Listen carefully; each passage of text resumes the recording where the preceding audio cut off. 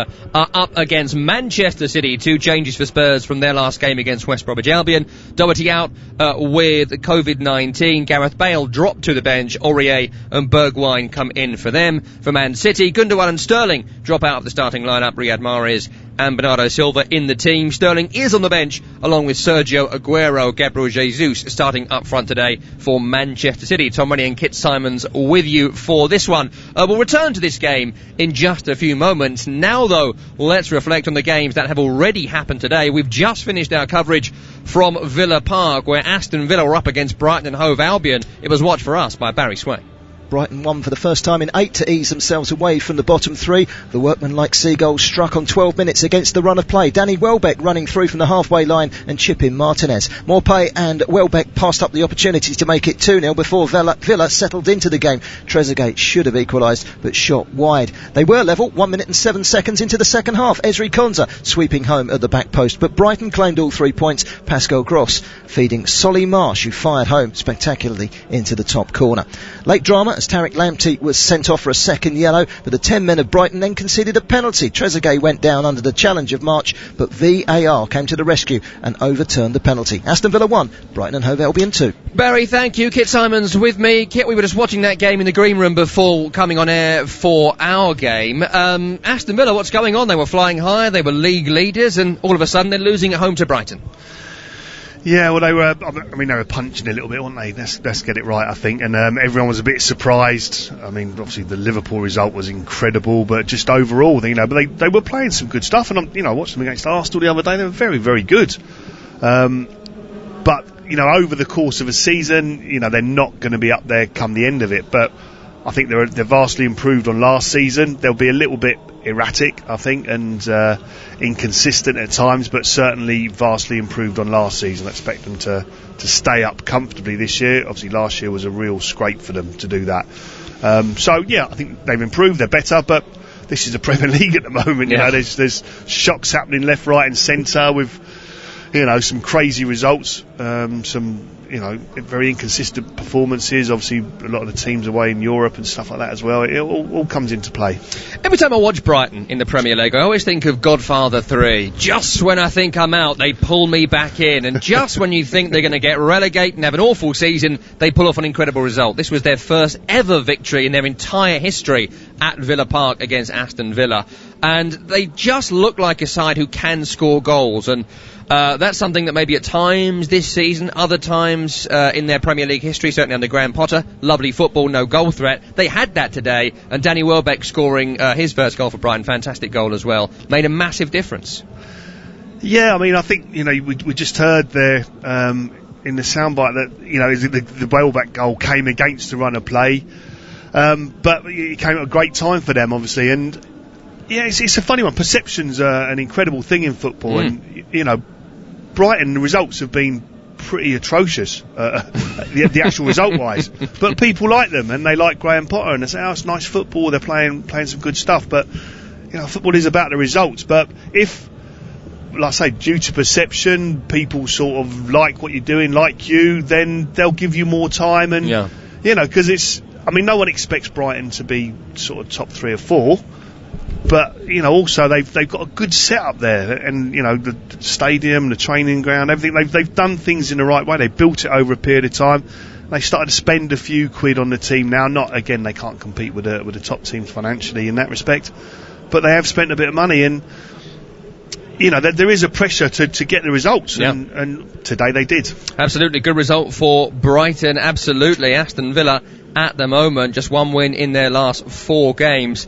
Questions to be answered there for manager Dean Smith. And there was a late penalty. Briefly, I know Gabby Agbonlahor on the commentary, on air at least, said he thought it was a penalty. But that's the thing, isn't it, Kit, at the moment? We are seeing it more and more and more. As a former defender, it must infuriate you. As a football fan, it does my head in that players get in the box and they just go, well, I'll jump on the ground and see what happens. Well, it does. That incident you're talking about with Trezeguet, at the time you see it live and you're like, no chance, dive all day long. But then you see it in slow motion, obviously what they're looking at in VAR. Now, he flicked the ball up, but he did sort of catch Solly Marsh's shin. So he's caught the ball, and then there's a bit of a follow through. And so VAR, I'm fully expecting them to give that penalty. So, and previously they would have done. So you just don't know. It's so inconsistent. Again, you know, Gabby was doing the game, and I'm watching as well. So ex-players, we've got no idea what they're going to give. No, not a clue. No. Not a clue. And it just annoys me that Michael Oliver gave it in real time, because it didn't look like a penalty in real time. And in many ways, I don't think it was a penalty, so I'm pleased it was overturned. But then, of course, we go back to Mo Salah. It didn't seem like a penalty against West Ham a couple of weeks ago. That was given, not overturned, as you say. You don't know, we don't know.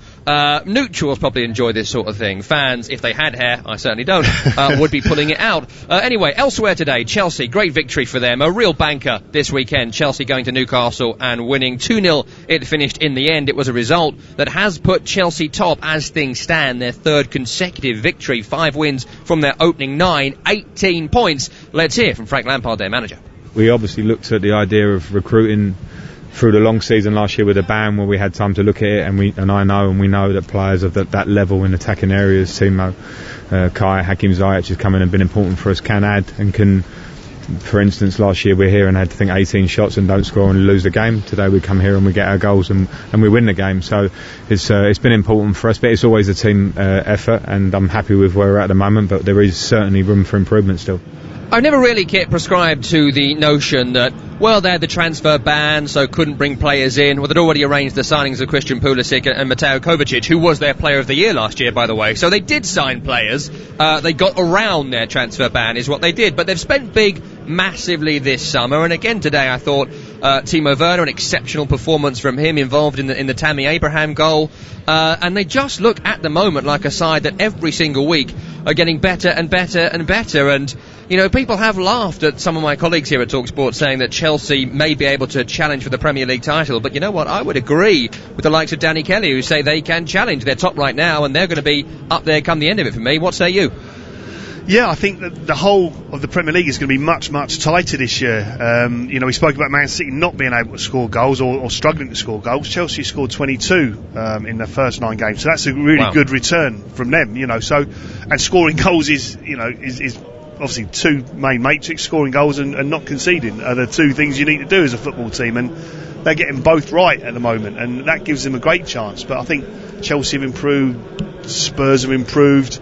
You know, so I think it's and Liverpool are finding things a bit tough. City can't score goals, so I think the whole thing is going to be so much closer this year, which is brilliant for the neutral. Absolutely, great for us, great for fans, the Premier League around the world as well, and actually great for the clubs themselves, even the ones that don't win it. They might not realise that, but it makes this league the strongest in the world, which it continues to be. And we've got an example of that coming up right now as Tottenham take on Manchester City. It is the 24th meeting between Jose Mourinho and Pep Guardiola. They're 7th in the Premier League, and the first meeting in the Premier League with Mourinho above Guardiola going into the game. Let's hear from the 2 bosses. The result of the game will not change anything. The only thing that will change, of course, is 3 points more or 3 points less, and being first, second or third in the table, or being fourth, fifth or sixth. But in terms of our journey, in terms of our ambition, our project, our process in place, is not going to change. They dropped points against Newcastle and West Ham in the last minute. Imagine the situation in the table in 4 more points. So, of course, they are contenders. So the manager already got what he wants of his teams, and the quality they have is it was always there. So qualify 4 or 5 years in the Champions League and arrive in the final of the Champions League. There's a team, exceptional team for the last 4 or 5 years since Mauricio Pochettino took over, and it's a fantastic squad. The COVID consequences to football, to play in empty stadiums, to go to lockdown, to stop, don't know when the league starts again. You spend 2-3 months working on Zoom, working on tactical analyze, of course, much more important than in football. The positive, I would prefer to say, to be more general and not to focus on one moment, to focus just on the evolution of the team. My team today is a better team than months ago. So that's the positive thing of it. Stay here. If just in case we felt, because the decision is not just mine, it's the club as well, we felt it was enough, I would have taken a break. but still, what I said when I signed the contract. So we have the feeling all together. Still, we have many things to do. Because the squad still had the feeling that we are comfortable being all together and try to continue what we have done the previous seasons. Yeah, Pep Guardiola, their Man City manager, talking about the fact he signed his new contract this week, which will take him to 7 years at City if he stays for 2.5 more years from now. Kit Simons is with me. Kit, back to Jose Mourinho's comments there. I thought it was really interesting, and he said this team is better than the one he had a year ago when he came into this club. Do you agree with that he has improved Tottenham Hotspur on the field? Yes, definitely. Yeah, I think they're sort of steadily continuing to improve, and as I say, a lot of that is about the players are looking happy and enjoying their football, but they've got that resilience now that Tottenham, could have been levelled at them previous years. They're a little bit soft, a little bit flaky, maybe, if you want to call it that. That's Spursy, some would say. I wouldn't say it. It's come into common parlance, not from me, you understand. Of course not, Tom, of course not.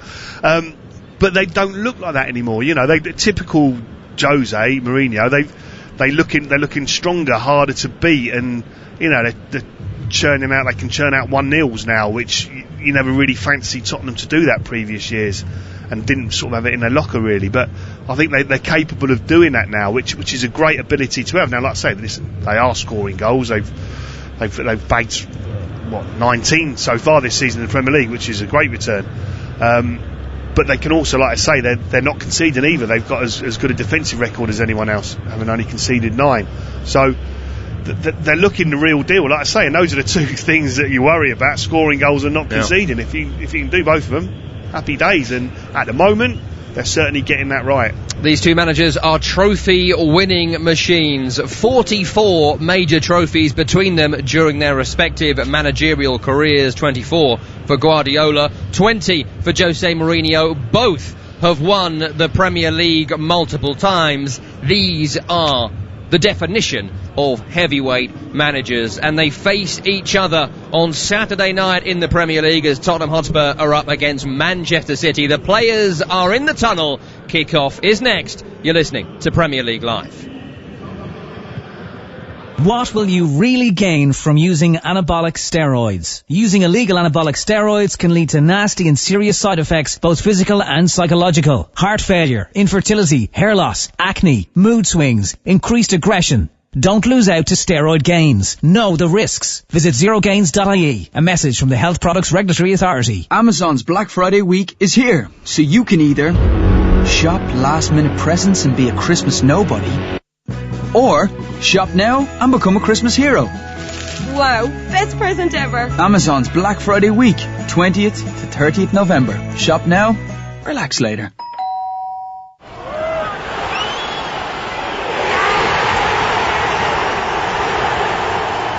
There's certain matchday sounds we are all missing.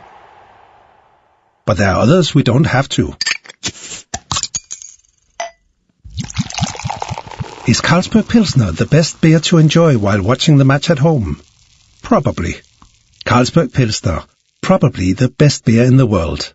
Enjoy Carlsberg sensibly. Visit drinkaware.ie. This is not the time for business as usual. It's time for effort and imagination. It's time to use technology to start your online plans. It's time to work from home to stay in touch. It's time to look to each other. Erscoa Kayla. Ireland is working online with help from Black Knight and .ie, because now we need better than business as usual. Call Black Knight on 059 918 3027 or visit blackknight.ie. Create the Premier League atmosphere at home with Harvey Norman, the home of the big screen. Feel like you're on the pitch with our stunning range of 4K smart LED and OLED TVs from LG, starting from just $449. Plus, hear every kick, save, tackle, decision with LG's best-in-class soundbars. Get TV ready for all the big games with Harvey Norman. Shop online today or safely in our spacious stores. Harvey Norman, home of the big screen. As Ireland's homegrown insurer, FPD knows it's empowering when someone has your back. So switch your van insurance to us and get up to 75% no-claim discount. Visit fpd.ie to request a quote. FPD Insurance. Support. It's what we do. Terms, conditions and underwriting criteria apply. 75% no claims discount is based on proof of 5 years no claims discount and available to new commercial motor customers only. FBD Insurance Group Limited, trading as FBD Insurance, is regulated by the Central Bank of Ireland. Commercial motor insurance is underwritten by FBD Insurance plc. 123inc.ie have your office needs covered. So whether you're an accountant, butcher, carpenter, dentist, electrician, florist, graphic designer, hairdresser, journalist, lecturer, musician, optician, retailer, teacher, solicitor, web designer, or yoga instructor, we've got what you need. And we're cheaper than your current supplier. 123inc.ie. For home, for office, for less. You are listening to TalkSport's coverage of Tottenham Hotspur against Manchester City from the Tottenham Hotspur Stadium. Before kick-off today, there will be a minute's applause dedicated to the memory of a legendary former Tottenham goalkeeper Ray Clemence, who passed away peacefully on Sunday following a long battle with illness at the age of 72. Of course, a legend at Liverpool Football Club, where he won 5 league titles and 3 European Cups. He also is a legend at Tottenham Hotspur too, where during a 7-year spell he managed to clock up 330 appearances and help the club retain the FA Cup in 1982 as well. We'll take that applause right now from the Tottenham Hotspur and Manchester City players.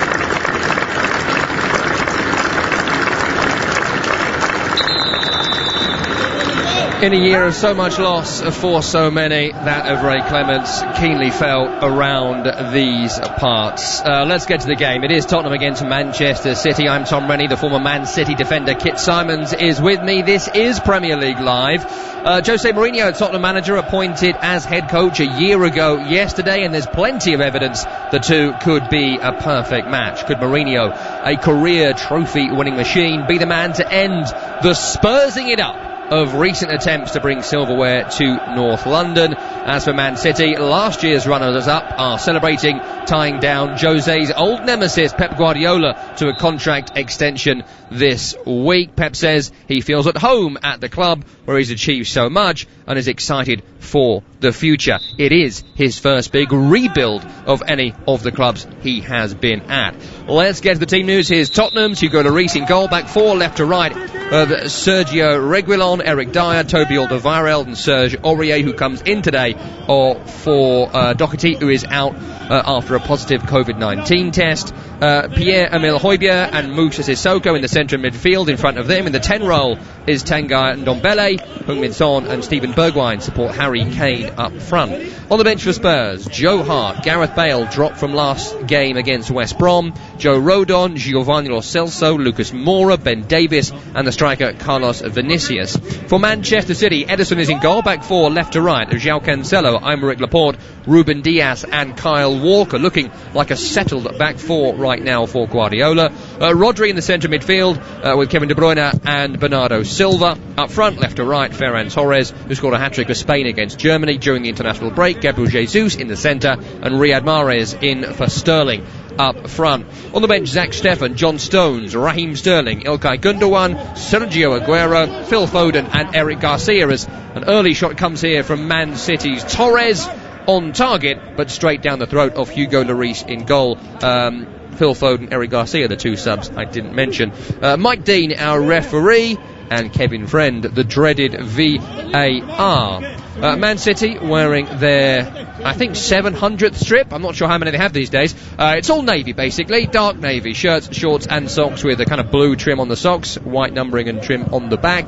They kick from left to right as we look in this first half. Tottenham the other way, right to left, white shirts, navy shorts and white socks. Kit Symons, are we going to see the kind of game where Tottenham are at home, but they play like the away side today? I think there's every chance, Tom, and that won't bother Jose Mourinho in the slightest. So, as expected, the game's just started 2 minutes in. City, all the possession. Tottenham, I don't think have had a kick of the ball yet, and City moving it around nice and slick, nice and quick, again, as you would expect to see from them. But like I say, that won't worry Jose Mourinho in the slightest. Having possession of the football is quite often, he says, is when you're at your weakest. So he won't worry about this whatsoever. Yeah, absolutely. The only tactic that Mourinho cares about is winning, and this may well play into his hands as Man City have the ball on the left-hand side. Now into the centre circle with Ruben Dias, the big money central defensive signing from this summer. To his right is Kyle Walker, once of Tottenham Hotspur, of course. Was, when he went to City from Spurs, the most expensive defender in world football. Today making his 300th Premier League appearance, made his debut for Spurs against Portsmouth back in March 2010, and has been an ever-present for Guardiola this season, after some speculation that maybe his time at City was drawing to a close. 3 minutes gone here, City on the ball, as they have been for the entirety so far. Out left to Torres, who slips one reverse into Bernardo Silva's run.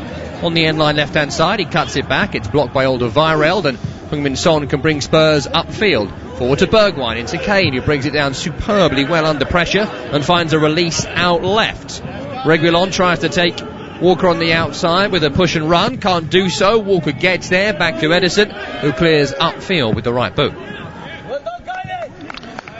Yeah, it's good play from Man City going forward there. Ball's coming to Cancelo on that left-hand side. Now he's obviously a right-back playing at left-back today, so most of the time, and he did on that occasion, he's coming back inside onto his stronger right foot. But he played a nice little ball through for Bernardo Silva, so yeah, it could be interesting to see how the full-backs for Man City, Kyle Walker especially, normally bombing forward, whether a right foot on the left can give them that attacking aspect or not today.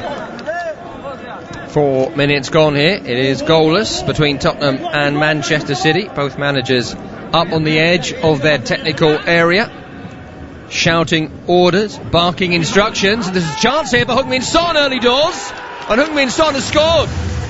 Well, Heung-min Son suddenly found himself through on goal from nowhere, and Heung-min Son, the Premier League's top scorer, strikes again through the legs of the City goalkeeper, and Tottenham lead by a goal to nil. Well, it sort of just came out of nothing, really. Shocking defending, absolutely shocking defending from Man City. They're in quite a good shape, comfy position. And it's just an absolutely incredible goal. Such poor defending, and Ndombole's on the ball, and Son makes quite a basic run, really.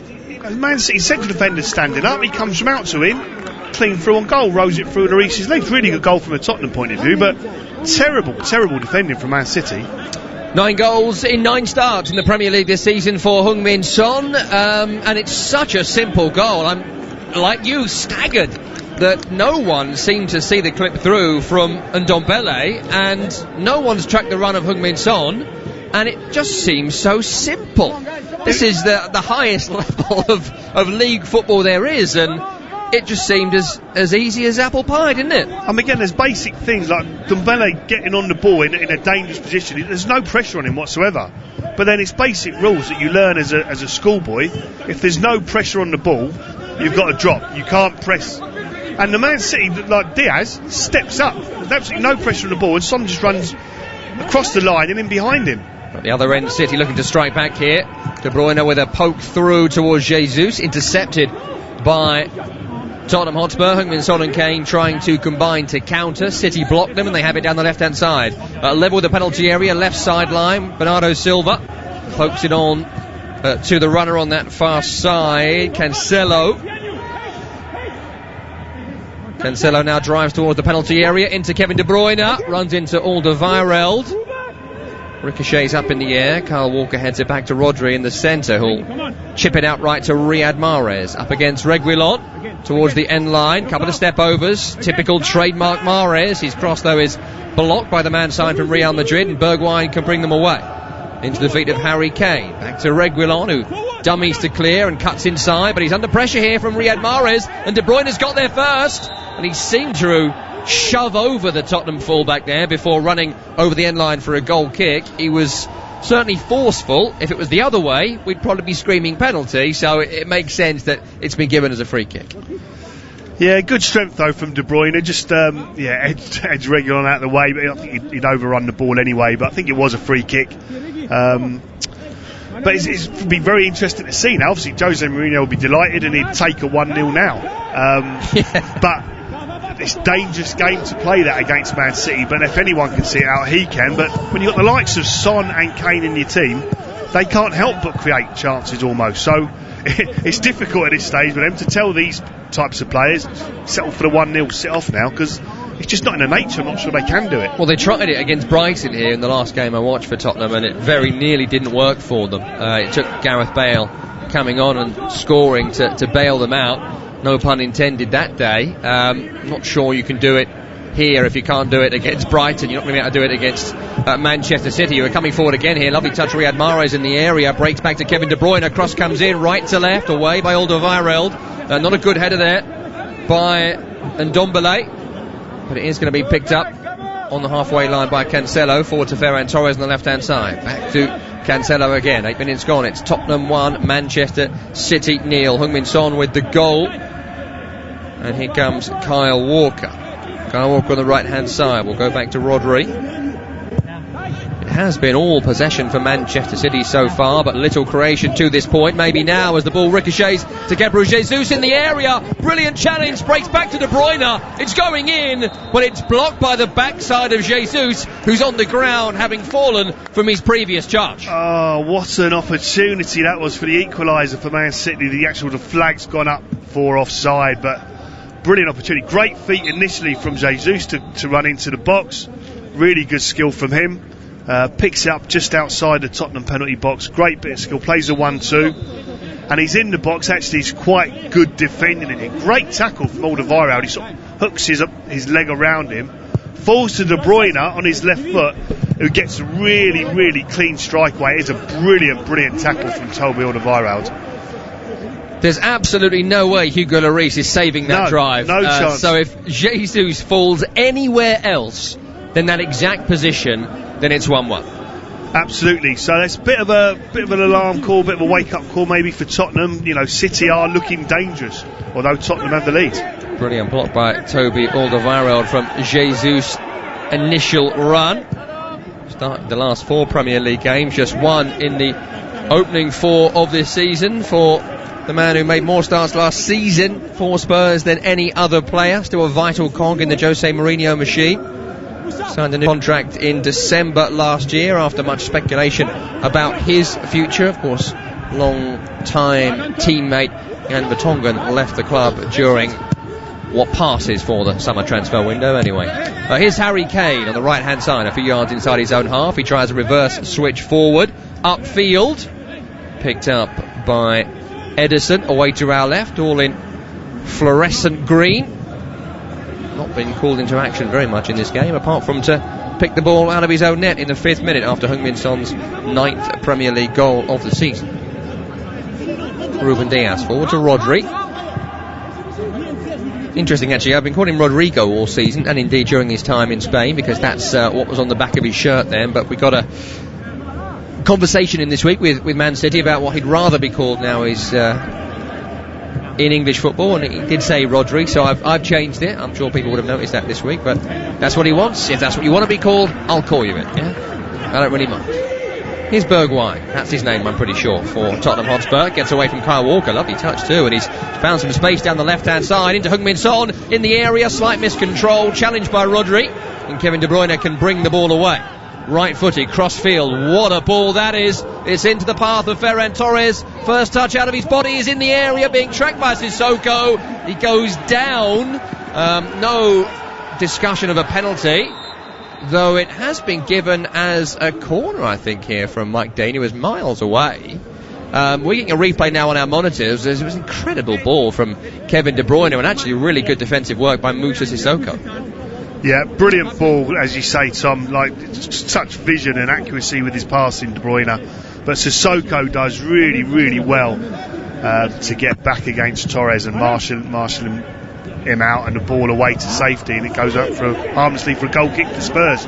But again, threat for Man City, but good defending from Tottenham. We've had just short of 12 minutes of play here. It's 1-0 to Tottenham Hotspur here on Premier League Live. Possession stats 77-23 in favour of Manchester City. So just a one attempt from them early doors, which was saved by Lloris.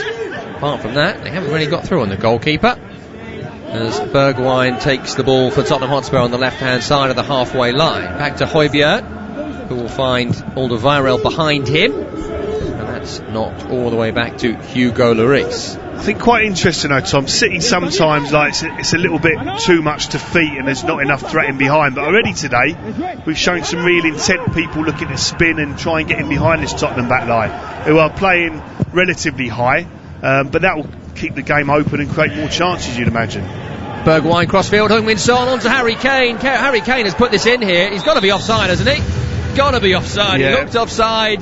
He's celebrating. No one's told the announcer here at Tottenham Hotspur and started playing that classic 90s rave music they play here when they score. VAR will check it, of course, but watching the replay now, he's got to be offside, hasn't he? Well, you have, but it's a massive worry. Again, it's really, really poor defending. It comes, I mean, Son can take a touch and get a shot away himself.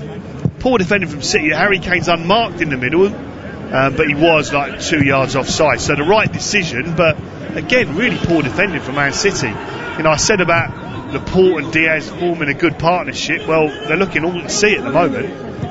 Not easy to mark Heung-min Son and Harry Kane, though. Højbjerg has brought down a City player midway inside his own half. Tottenham's only ever present outfield player this season, Pierre-Emile Højbjerg. He's brought down Jesus, about 40 or so yards away from goal, so not really a shooting range. I think it's typical Jose Mourinho. He wants that strength in midfield of Højbjerg and Sissoko. Obviously both athletic as well, but they bring a real physical presence and a bit of bite to the Tottenham midfield, which is exactly what Jose Mourinho wants in his teams. You know, all the great attacking play, brilliant, but there needs to be that real aggression and bite and strength in there as well. And Ndombele as well has a real physical presence. The record signing for Tottenham Hotspur. They like to get stuck in, the three of them. They've got defensive work to do here, though, as De Bruyne whips in this cross on the right-hand side. On target is the header from Rodri, but again, it's straight at the goalkeeper Hugo Lloris, who makes a comfortable save. Yeah, again, wonderful ball in though. Such good delivery, De Bruyne. Yeah, they would be a bit disappointed. He gets sort of in between. Just pulls off of sort of Dyer a little bit, I think, Rodri, and gets a clean header. You know, on either side of Lloris, he's got a bit of a problem, but it was, you know, luckily for the goalkeeper, it was straight at him. 15 minutes gone, 1-0 to Tottenham Hotspur against Manchester City on Premier League Live. Hugo Lloris with a couple of easy saves to make so far. Best save ratio in the Premier League last season. Hugo Lloris with 79%, 65 going into this weekend. Still very, very impressive for the French international goalkeeper and Spurs captain. I think what will be quite encouraging though for Pep Guardiola and Man City is, you know, we spoke earlier that they haven't been creating anything like as many chances this year, but already today they've had a couple of chances, looked a real threat. Here's Kevin De Bruyne, one of the most creative players in English football, on the right hand side. Low cross away from the thigh of Eric Dyer of Tottenham Hotspur, and that's Manchester City corner on the attacking right hand side. I've got to say, it's actually been a pretty good game so far, Tom, and if it continues at this sort of tempo and pace, I think we could be in for quite a treat here. Certainly been very entertaining so far. It's a corner on the right hand side, which Kevin De Bruyne and Riyad Mahrez are over. They're complaining to the assistant referee down there that the Spurs man close by, Bergwijn, is not far enough away, and I tend to agree, but they have crossed anyway. It's broken to Ferran Torres on the edge, blocked by Heung-min Son. Headed right to left by Kyle Walker, intercepted by Sissoko, whose touch back to Kane was poor. Forward by Bernardo Silva, onto Jesus, who looked offside, was offside. Nearly an error there from the Tottenham rear guard. They got away with it though, and it's quite interesting there that Bergwijn, from our viewpoint, I mean, maybe we're wrong, but he looked like he was about 8-7 yards away, so you can see why Mahrez and De Bruyne were annoyed at that, but we just took the corner anyway. That's right, and then De Bruyne was able to whip it in. The ball fell to Torres then, right on the very edge, dead central of the Tottenham penalty box, and his shot got blocked. But if he could have shifted it one more out to the left-hand side, sort of a square pass, Bernardo Silva was free in acres of space. So a little bit of a missed opportunity there for Man City. He's a man in red-hot form as well, Ferran Torres, that senior hat-trick for Spain, his first against Germany in that incredible 6-0 victory. 4 goals in his last 7 appearances. Ferran Torres, another chance here for City as Gabriel Jesus has it in the area, back to Mahrez, crossfield towards Torres, right to left, it's away by Aurier, back to Kevin De Bruyne, cross comes in, away by Reguilon, then just pumped away by a panicking Bergwijn, only as far as Kyle Walker, right of centre, 40 yards from goal. He'll find Rodri, who chips left to João Cancelo, forward to Ferran Torres. Challenge is really good actually on that far side by Serge Aurier to win it back for Tottenham, and Ndombele will, in a crowd, release a pass back to Sissoko into Højbjerg in the heart of that midfield, back to the all decked out in orange captain Hugo Lloris, who blasts one upfield. Kyle Walker was too strong for Bergwijn. Ball goes over both of their heads, recovered by Ruben Dias, and with 18 minutes gone, Manchester City have the ball again. Yeah, City were really like probing there, just on the edge of the Tottenham box, trying to thread a couple of different passes through, but Tottenham in a good solid shape were able to deal with the danger, although maybe slightly edgily, but they're certainly looking like they've got a good shape about them, Tottenham at the moment. But City are really pushing and probing, and you know, the fact Tottenham have scored first is sort of like opened the game up a little bit, I think. And you know, City will certainly do a lot of pushing and pressing now, as I already said, but they will then leave themselves open to the counter-attack, which suits this Jose Mourinho team down the ground. There has been few more thankless tasks in football over the last decade and a half than being a goal down to a Jose Mourinho side. It is not easy, even if you're Manchester City. And Tottenham, certainly, as Kit Simon says, seem on their mettle today. More defensive work to do here as City have taken possession on the right-hand side on the halfway line. Kyle Walker with it into the feet of the City captain Kevin De Bruyne. Fernandinho, club captain, unavailable today with stomach problems, and so Fernandinho is not here. Kevin De Bruyne is the captain. Ball is back with Aymeric Laporte on the halfway across the centre circle to Ruben Dias. Here's Kyle Walker. 20 minutes now gone. It's 1-0 to Tottenham Hotspur. Heung-min Son's goal in the 5th minute. Ball out left, and it's a lovely first touch by Ferran Torres to run infield. Clips it towards Kevin De Bruyne. It was overhit towards him. Alderweireld took no chances, lumps it away. That's another corner for Manchester City. Yeah, I spoke about João Cancelo at the start of the game being a right back, really, certainly a right footer playing as a left back. So it's interesting, every time they break forward, he doesn't really give them any width at all. He just comes in field and allows other people to go out and give the width, and he goes into central midfield, like I say. Corner comes in, De Bruyne whips it, it's over the head of Ruben Dias, who was stretching for it. Recovered by Jesus by the corner flag right hand side, up against Højbjerg. Good defensive work by Højbjerg. Gets his body in the way, gets a tackle in, but it has come off his leg last, and will be another corner to Manchester City, this time on the attacking right hand side. Riyad Mahrez is over it. Bernardo Silva over to help out. This time Bergwijn does look about 10 yards away, so I'm sure he'll look to creep a touch closer before this ball comes in, which it does now. It's flicked on towards the back post. Rodri got the first one. Torres battling for the second. It's off a Tottenham player last. Aurier was the man battling with Torres at the back post. It was really good defending actually by Serge Aurier, as certainly Torres' eyes lit up there as it dropped towards him. It's another corner. Yeah, it was. Torres just pulled off of Aurier a little bit, so he got himself out of jail, Aurier, and ended up defending it really well, but his man ran off him and didn't know where he was, and he went for it a bit blindly, but managed to get the touch. Another corner. Kevin De Bruyne flicked on at the near post, away by Harry Kane, then Bergwijn picks it up left hand side of his penalty area, carries out towards the sideline and plays it down the line towards Eric Dyer, who's charging down the wing, but is not as quick as Kyle Walker. Not many are, to be fair, but I don't think Tottenham would have wanted Eric Dyer to be the man charging down the wing on that breakaway. And you can see the realisation on Eric Dyer's face, what am I doing? And he suddenly gave up completely and just ran back into his position, which I'm sure Jose Mourinho would have been pleased to see. It's like that bit when you're making a chilli and you've just touched the jalapeno and then you scratch your eye. That kind of look. What am I doing? What am I doing? Why have I done this? Though without the tears this time. 22 minutes gone, ball's on the halfway line with Manchester City. They have had so much of the ball in the opening exchanges here, despite the fact they are trailing 70-30 in their favour. Ball forward towards Jesus. Strong challenge by Dyer. Tottenham look to break away. Kane is brought down. Kane wins a free kick. Mike Dean is the referee, and he's given that free kick to Tottenham Hotspur. It's about 20 yards inside their own half. Every time they win the ball back, though, Tottenham, no intention of keeping it. They just look to create a chance, don't they?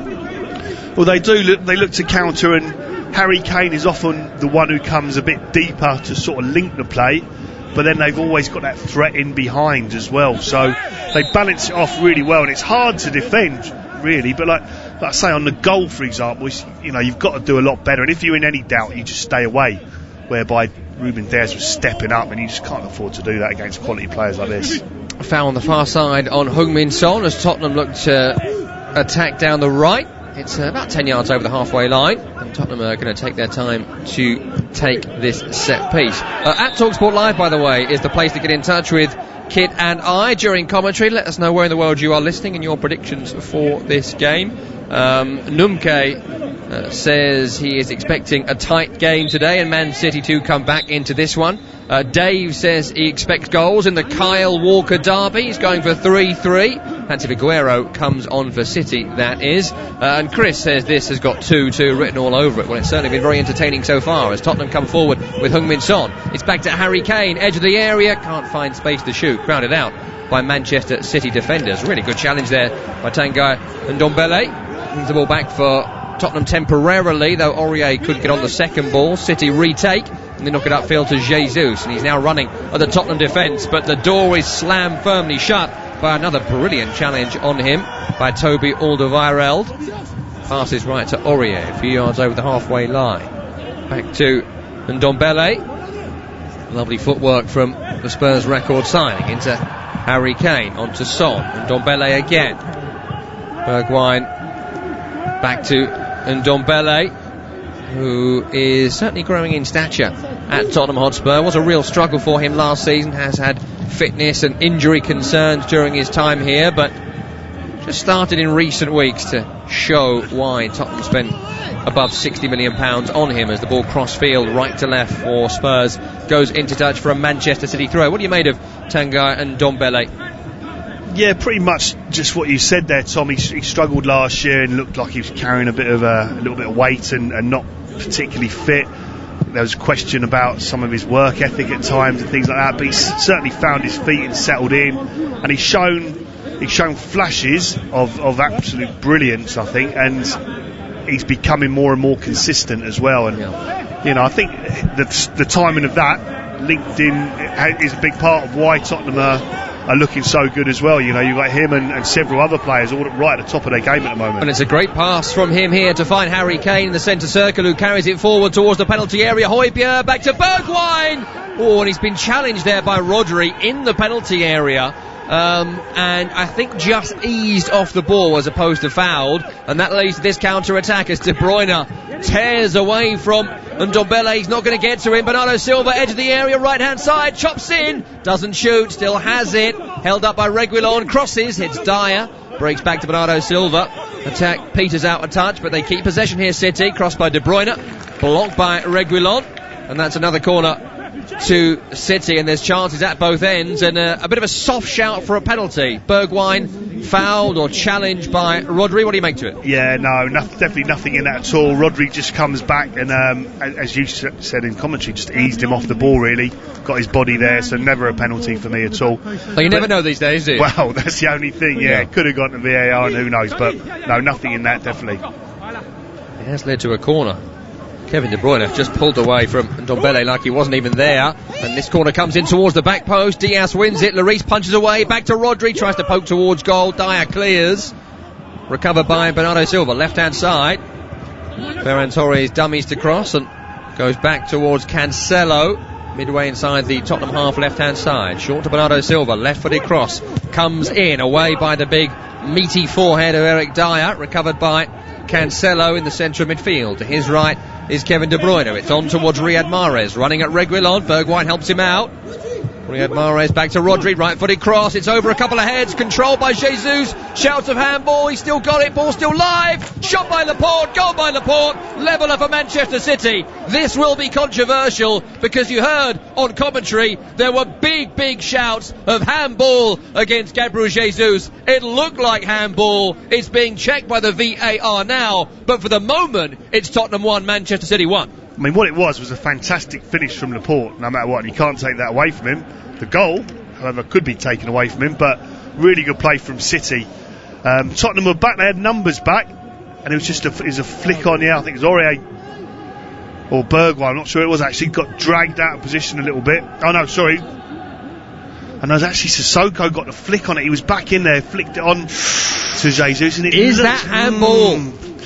Now it's kind of hit him on the stomach, and then it's hit it looks like it's hit his arm, below his hand, inside of his arm, but it looks to me accidental. It looks to me like his arm's in an expected position, and this, for me, should be a goal. Mike Dean is going over to look at the monitor after Kevin Friend, our VAR, has said there is maybe a question to answer here for the referee. Yeah, and interesting. Again, it's so tough to call, Tom, isn't it? I mean, at the time, you could see why they would appeal for a handball, but then looking at it even again, is his arm in an expected position? That is something that in the Premier League they look at. Natural silhouette, expected position. Would you expect Gabriel Jesus' arm to be there? He kind of holds his hand up, doing jazz hands momentarily, but then he kind of tries to bring them down again. I don't think this is handball. This should be a goal. Mike Dean is given handball. Says handball. It's definitely touched his hand first, but like I say, Tom, you just don't know what they're going to give these days. You haven't got a clue. Well, again, is it because of the jazz hands moment? So you don't expect his hands to be doing that, even though you would expect them to be by his side when it actually does hit his arm. Is that mad? I don't know anymore. I'm losing my mind just explaining that to you. Yeah, I don't know. I cannot give you an answer at all about what is what when it comes to the VAR and the handball, and I don't think anyone can. I do feel for the referees. They're put in such an awkward position because I don't think they know really, and I know what they want to give, or I like to think I know what they want to give in certain situations, but again, it's not down to what they want, it's down to the instruction they're being given, how to interpret the rule. At the end of the day, this referee on the field has gone over there and he said it's handball, and I think that is something I can accept even if I don't necessarily agree with the decision. That is kind of what we want, right? Yeah, I think that's better. People who, someone there, be accountable for this. You don't want the game decided and the game run from Stockley Park. No. You want people at the venue deciding the outcome of the game, be it the players and the referee there on the day. This referee thinks it was handball. The referee is Mike Dean. He asserts that the hand or arm has made the body of Gabriel Jesus unnaturally bigger, and it's in an unexpected position. Those would have been the criteria he was looking at. That's what he has found, and it is handball, says our referee, and it is not 1-1. It is 1-0 still to Tottenham Hotspur here on Premier League Live. 30 minutes have been played. Heung-min Son's goal in the 5th minute, the only legitimate goal that we will count. Here we go with Kevin De Bruyne on towards Ferran Torres, edge of the area. On to Jesus, back to Ferran Torres, out of his body. Aurier gets his body in the way. Really good defending there by Aurier in his own penalty area. Then he's tugged back by Ferran Torres, and that's going to be a free kick to Spurs in their own penalty area. Yeah, they're certainly probing, and they're getting runners coming from deeper. Torres has looked very, obviously, you've already said he's on the back of his first senior international hat-trick, so you'd expect him to be confident and busy and looking bright, and that's exactly what he is today. He's had quite a few forays into the Tottenham penalty box and looked very sharp and dangerous, and Aurier certainly got his hands full today, but so far has done well up against him. 31 minutes gone. City in possession again. They've won it from Lloris's goal kick, and they play the ball down the left-hand side. Sissoko back defending. Ferran Torres on the run by his own corner flag right-hand side. That's a good clearance upfield, but it's retrieved by João Cancelo. Cancelo looks left to right, finds Riyad Mahrez. That beautiful instantaneous control he's so famous for, Mahrez, and he runs towards the end line, right hand side. Low cross comes in, though he has run into touch, and that will be a goal kick to Tottenham Hotspur. Yeah, good defender from Reguilon there as well. You know, Mahrez went on the outside. He probably would expect him to come inside on his left foot, but he certainly has the ability to go down the outside, which he did. But Reguilon just managed to push him out for a goal kick to Spurs. Had a great tweet from Sam to @TalkSport Live and says, it's decisions like that that make him think this is Spurs season. That's the triumph of hope over experience. I mean, you say things like that, though, Tom.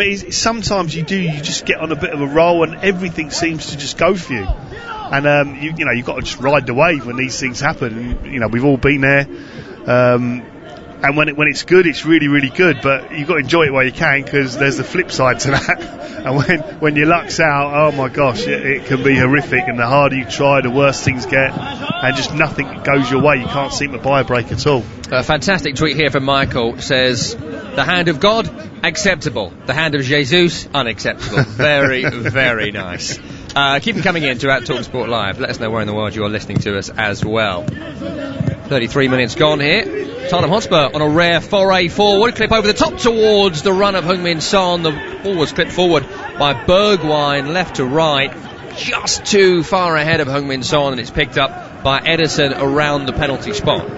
Well, you see, as that ball came through, Laporte's running back in with Son. And as the ball goes through to Ederson, Laporte's just sort of putting his hands up in the air. So what's going on? Son's movement from out to in is causing them all sorts of problems. I'm not sure there's great communication along that Man City backline at the moment.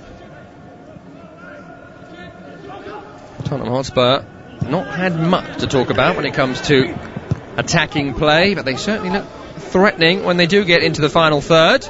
As Højbjerg turns away from Kevin De Bruyne on this near side sideline, right in front of Jose Mourinho, is up from his comfortable bucket seat onto the edge of his technical area to have a go at the referee, Mike Dean. Højbjerg did run that over the sideline, so it will be a Manchester City throw in. I think the big difference that I'm seeing between the two sides, Tom, is when Man City counter-attack, when they break against Spurs are still in a solid shape. You can see their back fours pretty much always there.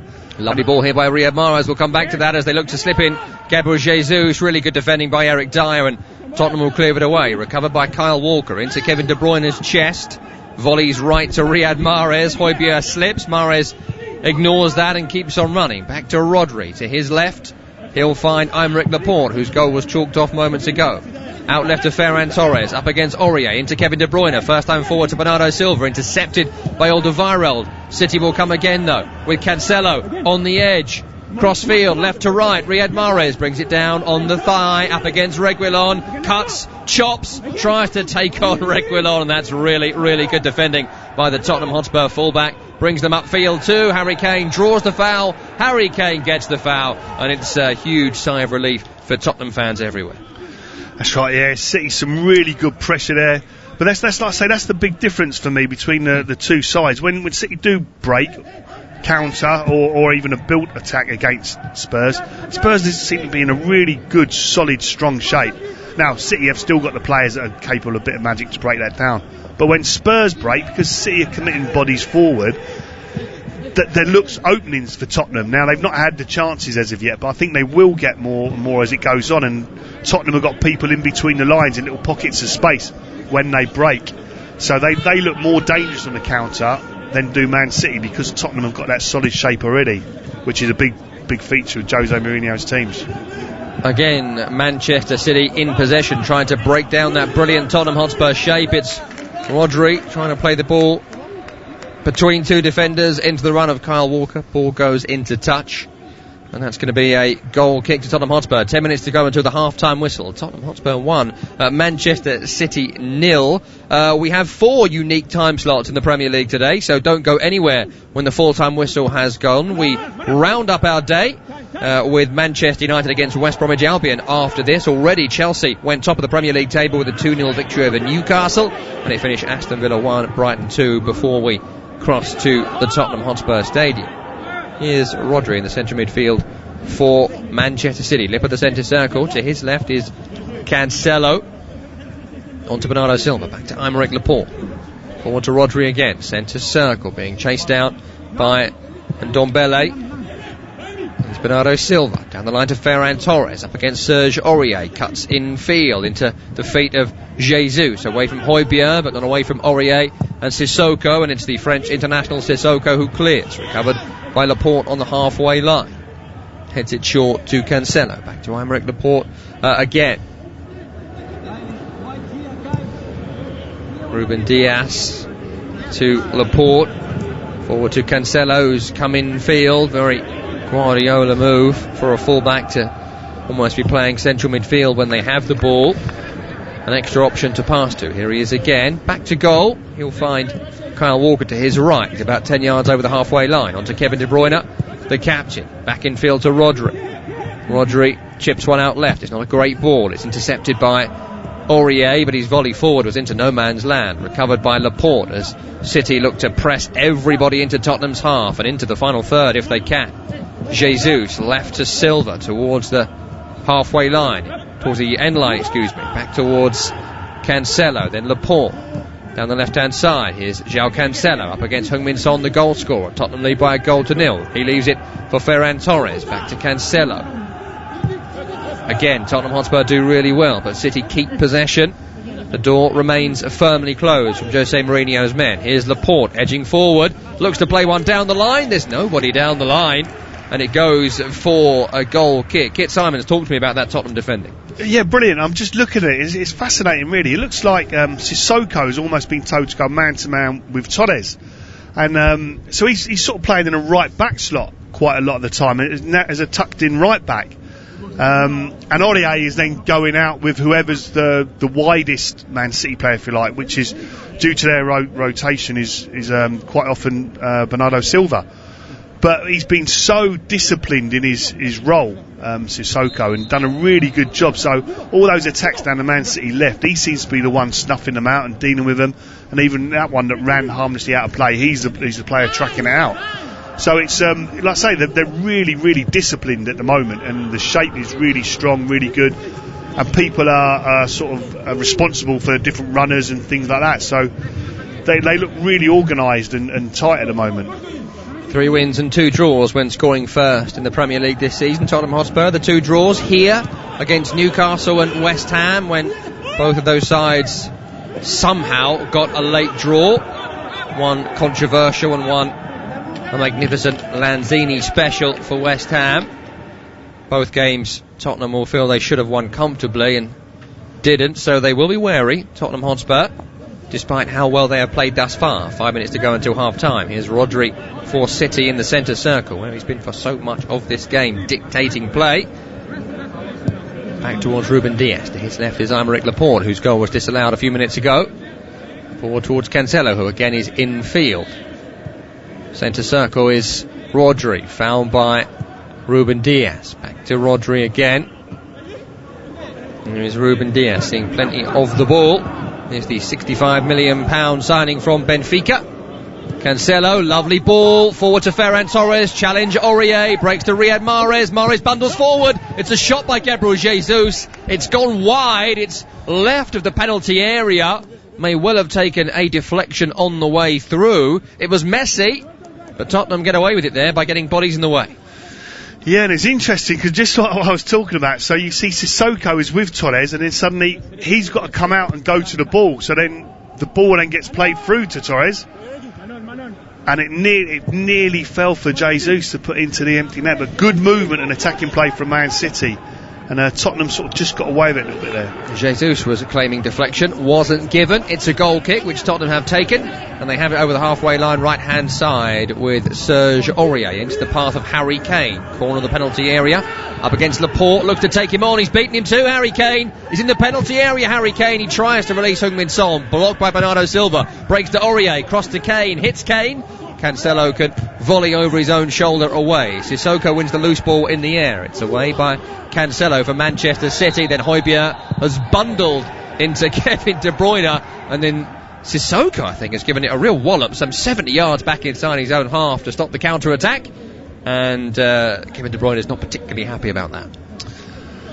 No, not best pleased at all, but that's what Tottenham want to do, foul high up the pitch. When you lose possession, try and foul high up the pitch and stop the counter-attack. That's clever play and a tactic that makes them more streetwise, Tottenham. Maybe they've been a little bit naive and a little bit Tottenhamish, or whatever you want to call it, over recent years, but now again with the Jose Mourinho influence, they will be a lot more streetwise, and they're showing that now. And they are just 3 minutes away from going into the half-time break with a goal lead. Heung-min Son scoring after 5 minutes, his 9th of the Premier League season, separating the two teams at the moment as ball is chipped forward from the halfway line by Man City down the right, trying to release Riyad Mahrez. That's overhit though from Kyle Walker. Ball bounces into touch. So here's your point early on, right at the top of the game, Tom, when you're talking about will Tottenham play as the away team at home. Yeah. They certainly are. Yes. That's exactly what's happening. And someone like, you think Bergwijn hardly touched it. Not had much say at all. Son's worked very hard and obviously scored a really good goal from the Tottenham point of view, but not had much else attacking other than that. And City dominated possession, dominated the chances, shots on target. Kyle Walker driving down the right-hand side here for City. Cross is blocked. Ricochets to Rodri, but he's muscled out of it by a snapping challenge from Højbjerg. Ndombele, under some pressure, knocks it back to Reguilon. Back to the midfielder again, who gets the ball stuck under his feet a bit. Looks knackered, doesn't he? Ndombele in the centre of midfield. He's got to get fitter if he wants to play in this league. Fires one upfield towards Bergwijn. No way Bergwijn was getting there before two City defenders. Headed back towards the goalkeeper, and City can build an attack again. We are just hearing that Moussa Sissoko has been booked in the last few minutes. Got to admit, I don't know what that is for, but we are being told by our team that has happened. So, yellow card for Moussa Sissoko in the last few minutes as City come forward down the left-hand side. Running at Serge Aurier is Ferran Torres. He leaves it for Cancelo, and it's played back along the ground to Rodri in the centre of the field. He finds a nice slip pass outright to Bernardo Silva. Kyle Walker overlapping. Bernardo Silva chops in field instead. Cross is blocked by Harry Kane. Back defending. Bergwijn flicks it on. Recovered by Rodri as Kane chases him down. Recovered by Aymeric Laporte, who looks left to Cancelo. Right-footed chip cross field left to right is picked up by a retreating Bernardo Silva. Kyle Walker makes a run. Leaves it for Riyad Mahrez. Mahrez goes square to Rodri. Rodri chips it out left diagonal, right to left with Ferran Torres. He'll leave it to the ever-dangerous Kevin De Bruyne. Poke to Cancelo, onto Riyad Mahrez. Cancelo makes a run, as does Ferran Torres. Torres is found on the left-hand side, level with the penalty area, back to Kevin De Bruyne, out of his body, takes a shot at goal, deflected. Højbjerg, wasn't a great hit from Kevin De Bruyne. Bobbles harmlessly wide, though it will be a City corner. Yeah, they're quite crisp for their passing, Man City. They're trying to probe and press and work the opening against Tottenham, but Tottenham just got so many bodies back and everyone's in a good shape and good position, and as I say, Sissoko keeps dropping into that full-back role but then coming out of press when he needs to, and they're looking strong. Corner comes in. Lloris makes the simple catch. You heard the cry of keeper as he came out to get there, and he's knocked it long upfield towards Bergwijn. Foot race between him and Kyle Walker. Walker, one of the quickest in the game, does get there first, but at that full pace couldn't do much else apart from knock it into touch. That's a throw into Tottenham Hotspur way up the field as we get confirmation 2 minutes have been added on at the end of the opening 45. Very smart tactic there from Tottenham Hotspur. They do have that pace on the counter-attack, and now they are taking their sweet time.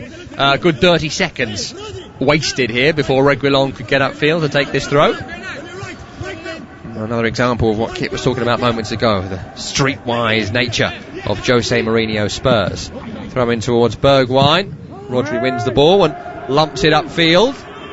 Alderweireld deals with it, heads it forward towards Sissoko. De Bruyne has got there first though, and he's knocked it into the path of Ferran Torres. He can find a poke right to Gabriel Jesus. Onto Mahrez, edge of the area, in the area, dancing feet, Riyad Mahrez. Last touch, he says, has come off Højbjerg. Højbjerg says, no mate, it was you. Referee agrees, and that's going to be a goal kick to Tottenham Hotspur, which I'm sure they'll take a good minute over.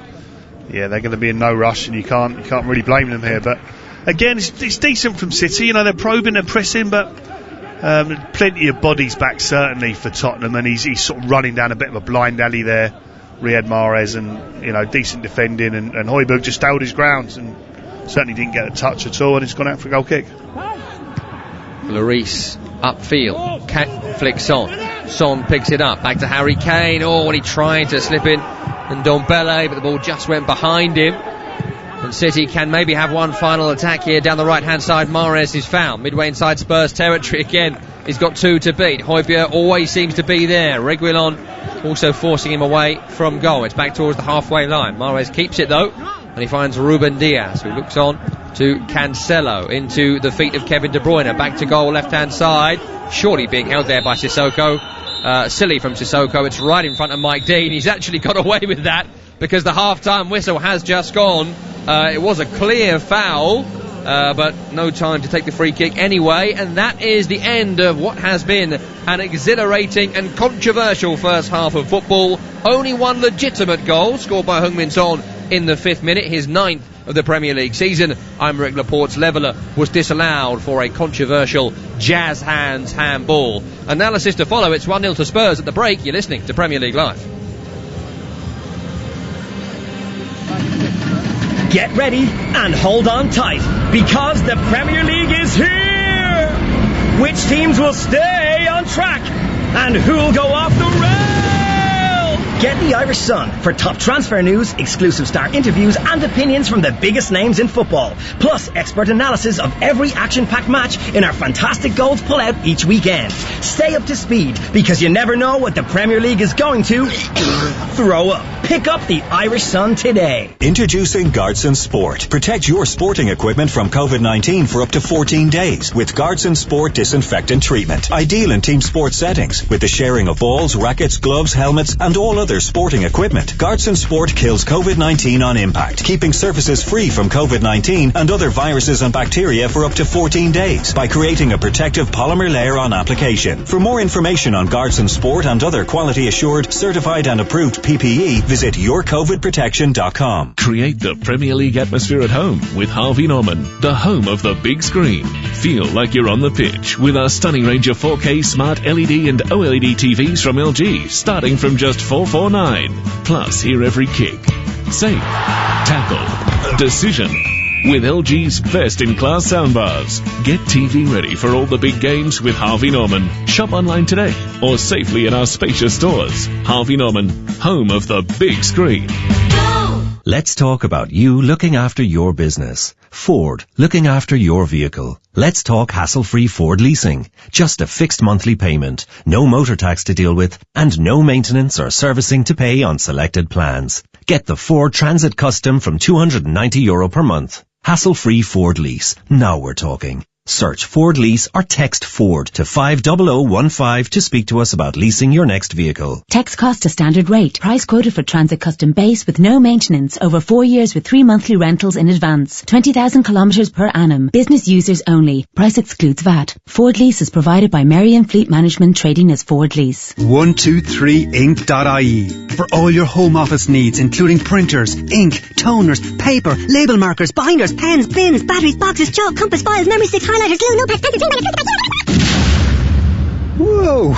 And we're cheaper than your current supplier. 123ink.ie for home, for office, for less. At Paddy Power, we know competition for the remote control can be fierce at the weekends. So in order to give the non-football loving occupants of your house something to do, here are some of our top suggestions. Go for a walk. Walk the dog. Go cycling. Cycle the dog. Recycle the dog. Just go! All very good options, we say. And that's not the only one. If one leg of your 4+ fold ACCA lets you down, get a free bet on all football leagues and markets. Paddy Power. Max free bet €10. Min odds 1 to 5 on each leg. Online exclusive. Excludes shop bets. T's and C's apply. 18+. Need help? Visit gamblingcare.ie. You're with Premier League Live. The third of 4 games in the Premier League today comes from the Tottenham Hotspur Stadium in North London, where Spurs are looking to go top of the table. They will if they beat Manchester City at half-time. They are. Chance here for Heung-min Son early doors, and Heung-min Son has scored. Well, Heung-min Son suddenly found himself through on goal from nowhere, and Heung-min Son, the Premier League's top scorer, strikes again. through the legs of the City goalkeeper, and Tottenham lead by a goal to nil. It's over a couple of heads, controlled by Jesus, shout of handball, he's still got it, ball still live, shot by Laporte, goal by Laporte, leveller for Manchester City. This will be controversial because you heard on commentary there were big shouts of handball against Gabriel Jesus. It looked like handball. It's being checked by the VAR now, but for the moment it's Tottenham 1, Manchester City 1. He kind of holds his hand up doing jazz hands momentarily, but then he kind of tries to bring them down again. I don't think this is handball. This should be a goal. Mike Dean it's given handball. Says handball. It's definitely touched his hand first, but like I say, Tom, you just don't know what they're going to give these days. You haven't got a clue. Yeah, that was the voice of Kit Simons, who's with me, Tom Rennie, for commentary of Tottenham against Manchester City. Kit, before we get to all that controversy of the Laporte disallowed goal, Tottenham Hotspur, 30% possession, one shot on goal coming in the 5th minute, went in from Heung-min Son. It's vintage Mourinho at this point. Absolutely, he'll be delighted. Like I say, we said at the start of the game, you almost know which way it's going to go possession-wise, and they're quite happy not to have the ball, this Tottenham side, and just look to counter, but be very solid, very strong. Now, if it had been the other way and City had scored the first goal early on, then suddenly game plan goes out the window. Interesting to see what they do then, but it's not. It's gone exactly to the plan Jose Mourinho would have wanted, so he'll be delighted. Man City, 70% of the ball, 11 shots on goal, 3 of them on target, 1 finding the back of the net from Aymeric Laporte. It wasn't given because of a Gabriel Jesus handball, and as our listeners there would have heard in commentary, I didn't think it was a handball at the time.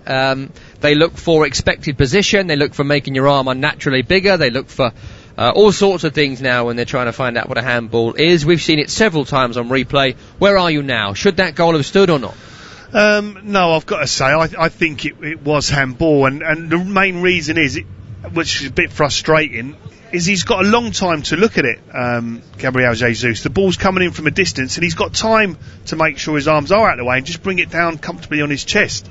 And he didn't. It did hit his arm first and onto his chest, and there's sort of no need for it. That's why it's so frustrating. So I think, yeah, it definitely has touched his arm, and there's no need for it. Do you know what I mean? If it was like a quick reaction because the ball's ricocheted up from a couple of yards away, then of course you can't move your arm. But the ball's travelled a long way without a deflection or anything, and he's had a lot of time to get his body right, if you like. And so there's no need for him for it to touch his arm at all. Look, we know what Tottenham are going to do here. It's Jose Mourinho. We're not new to him. It's going to be hold on for 1-0, maybe nick a second, and he is a master of that, so why not? For Manchester City, they have Sergio Aguero, they have Raheem Sterling, Phil Foden, incredible attacking talents on the bench. It can't be long until we see Sergio Aguero in this game, because someone, when the chance comes, has to take it, and he's the best there is. Absolutely. I mean, you've just named it. What an incredible bench that is. So I don't think anyone in football is going to be feeling too sorry for Pep, when he's got that array of talent sitting on his son's bench, that value and such quality players. Half time then, it's 1-0 to Tottenham Hotspur against Manchester City. 2 games already down today. In the first game of the day, Newcastle United were beaten 2-0 at home by Chelsea, who are, as things stand, top of the table. That was followed by Aston Villa against Brighton, a 2-1 victory for the Seagulls, who ended the game with 10 men. Let's hear from both managers, Dean Smith of Aston Villa, followed by the victorious Graham Potter of Brighton. Well, we created big chances, and what we didn't do so well was take them. And, we've created some massive chances today, didn't take it, and we've defended poorly for their goals. They've had a couple of chances in the first half where they've gone through, where they beat what was quite a high line for us, where we just didn't have the depth in our cover. A couple of ricochets, which was a little bit fortunate. I was aggrieved about the first goal, not because the ball's travelled 90 yards for them to score, because I can deal with that. I can coach my players and make sure they don't do it again. But the fact that the ball goes out the corner flag and then they take the throw-in from the 18-yard line, that's something that I feel should have been sorted. I think we played really, really well, as you'd expect with a team with the firepower that Aston Villa have. You're going to have to suffer in moments of the game. You have to defend, and I thought we did that well, apart from the actual goal that we conceded, which is not a good one from us. But then great character to come back, and really good open play goal for us. And then, you have to defend. I think in the Premier League, if you're going to take 3 points, you've got to do everything well and survive, and I thought we did that. Yeah, great result for Brighton in the end. They did survive. They were good defensively, and Villa, they had their chances in the first half, but were unable to get all 3 points. Really good result for Graham Potter's Seagulls. Later today, there's one further game in the Premier League. We'll have live commentary here on Premier League Live with Andrew Self and the former Manchester United defender Paul Parker for Man United against West Bromwich Albion. Kit Simon's with me. Kit, quick question on that game later. United up against West Bromwich Albion. Not been a great start for City, as we've discussed earlier. A worse start for Manchester United, 14th after 7 games played, just 10 points.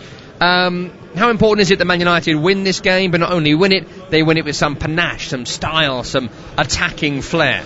Well, I think they'd love that, obviously, but the winning is what's all important at this moment in time for Ole Gunnar Solskjaer and his team. Like I say, ideally, and they have got that capability. You know, there's a lot of goals within that squad that he's got at his disposal. So you could see, you know, quite comfortably, United could go and win very comfortably, 3, 4, 5 goals even. Or the other side of it. Do you know what I mean? You just, again, it's so, the whole of the Premier League, and I think United probably encapsulate that more than anyone. So unpredictable. Just briefly on West Bromwich Albion, we don't know the names of the players involved, but they've had a COVID-19 outbreak in the camp this week. An unnamed number of players have tested positive, so we don't even know who Slaven Bilic is going to have at his disposal. It's already an uphill task for West Bromwich Albion to stay in this league, and Slaven Bilic, who has had apparently some fallouts with the club over the sale of Ahmed Hegazi after the transfer window had closed and all that sort of stuff. Briefly, it's going to be a tough season for West Bromwich Albion, made worse by the fact that, quite frankly, we don't know how many players they're going to have for this game.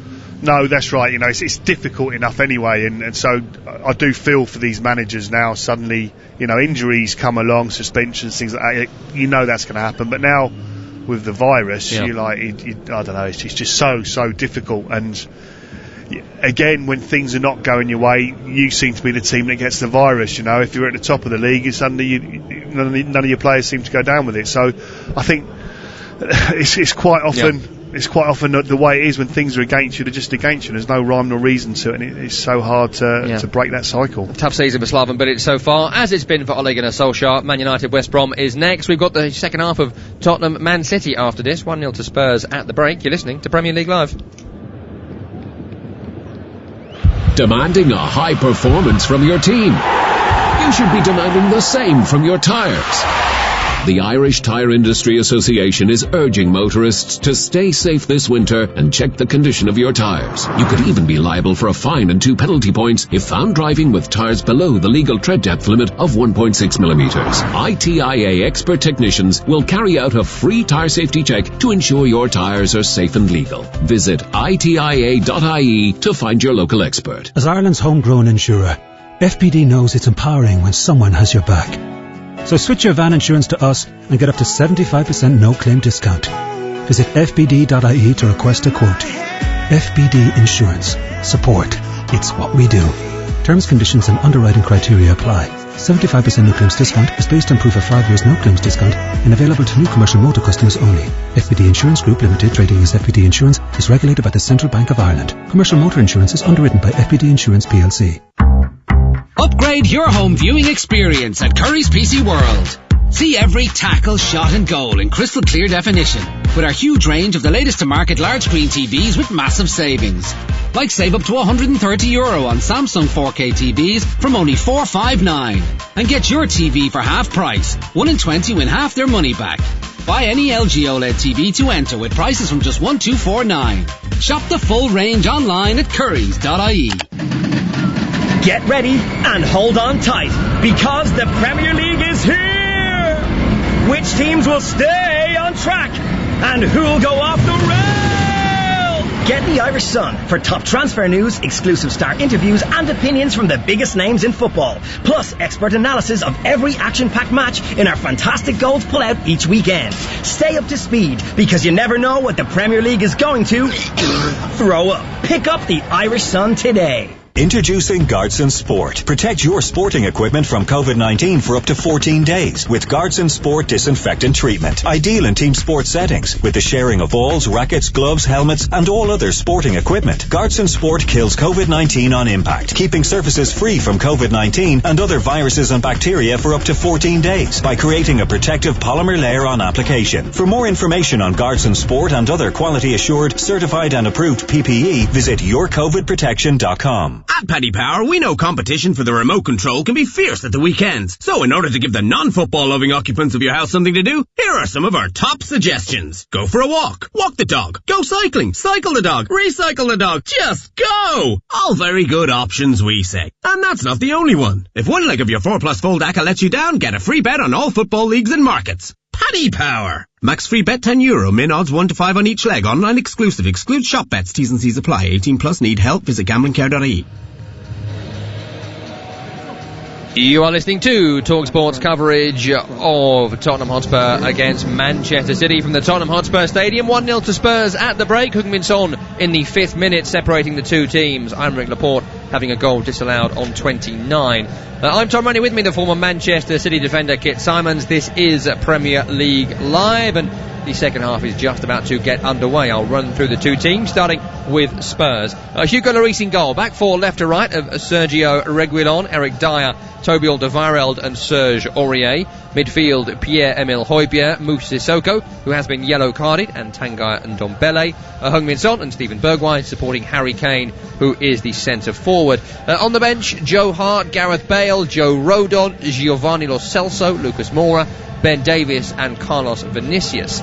For Manchester City, Ederson is in goal, not particularly troubled so far across the piece. Left to right, the defence is João Cancelo, Aymeric Laporte, Ruben Dias and Kyle Walker.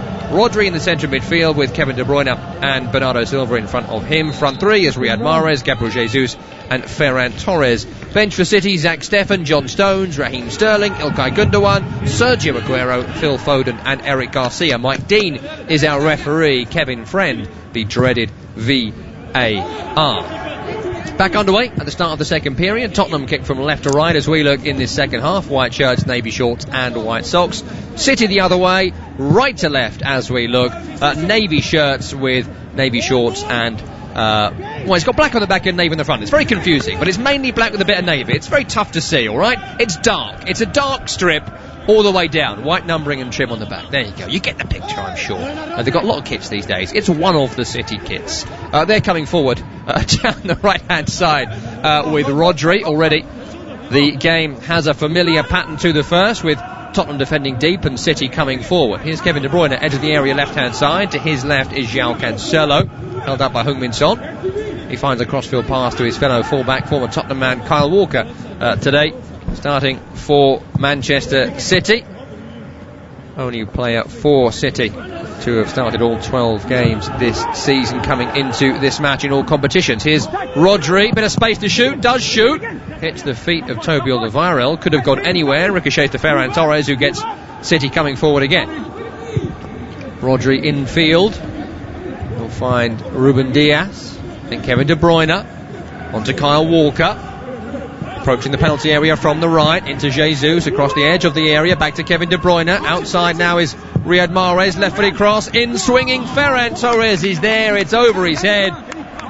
I think he feels he should have done better there. He had the run on Serge Aurier, and then Kit just seemed to completely miss the ball. Yeah, he did. He just timed his run slightly wrong, which is really frustrating, because again the ball's travelled quite a long way, so he's got the time to adjust his run and his movement, and he comes under the ball and realises, and you see it again, the expression in his body language. I've got that one wrong, because it was a real opportunity, because he's defended well, Aurier, at that back post, but he's not the biggest. So I mean, nor is Torres. He's not exactly 6'4", is he? But he's still, if he gets the run and times it properly, that's a chance. Had the run there, did Ferran Torres, and that's a let-off for Tottenham Hotspur. 3 minutes score in the second half. Here's Rodri, again into Tottenham's final third, centre of the pitch, ball at feet, up against Kane and Son, back defending for Spurs. It's a spinner outright to Kevin De Bruyne.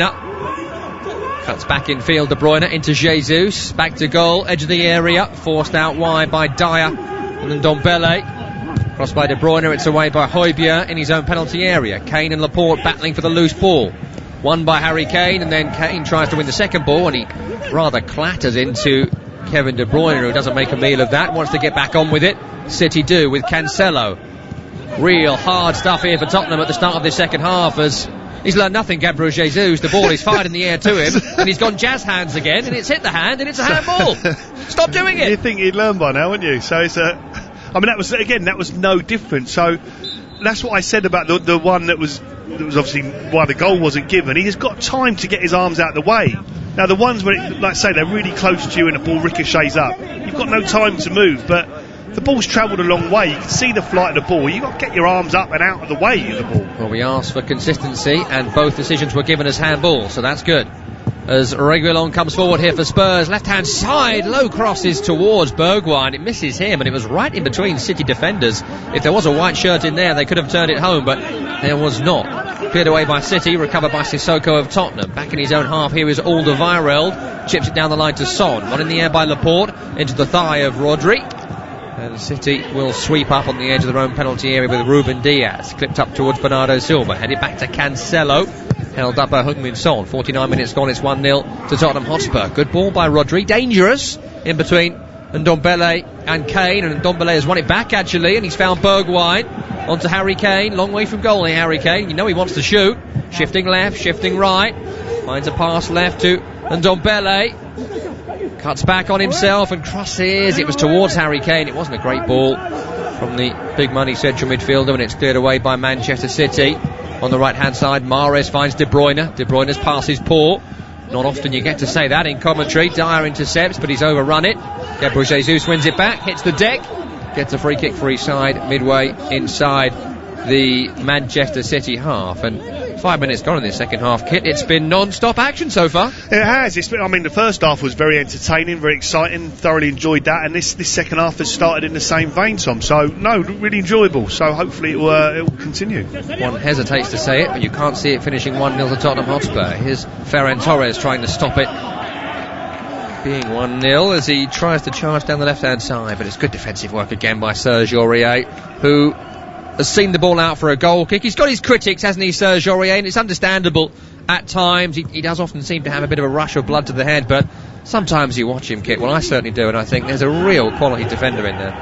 Yeah, and again, he's one who's sort of finding his feet. Didn't get off to the best of starts at Tottenham, but he's coming better and looking more reliable now.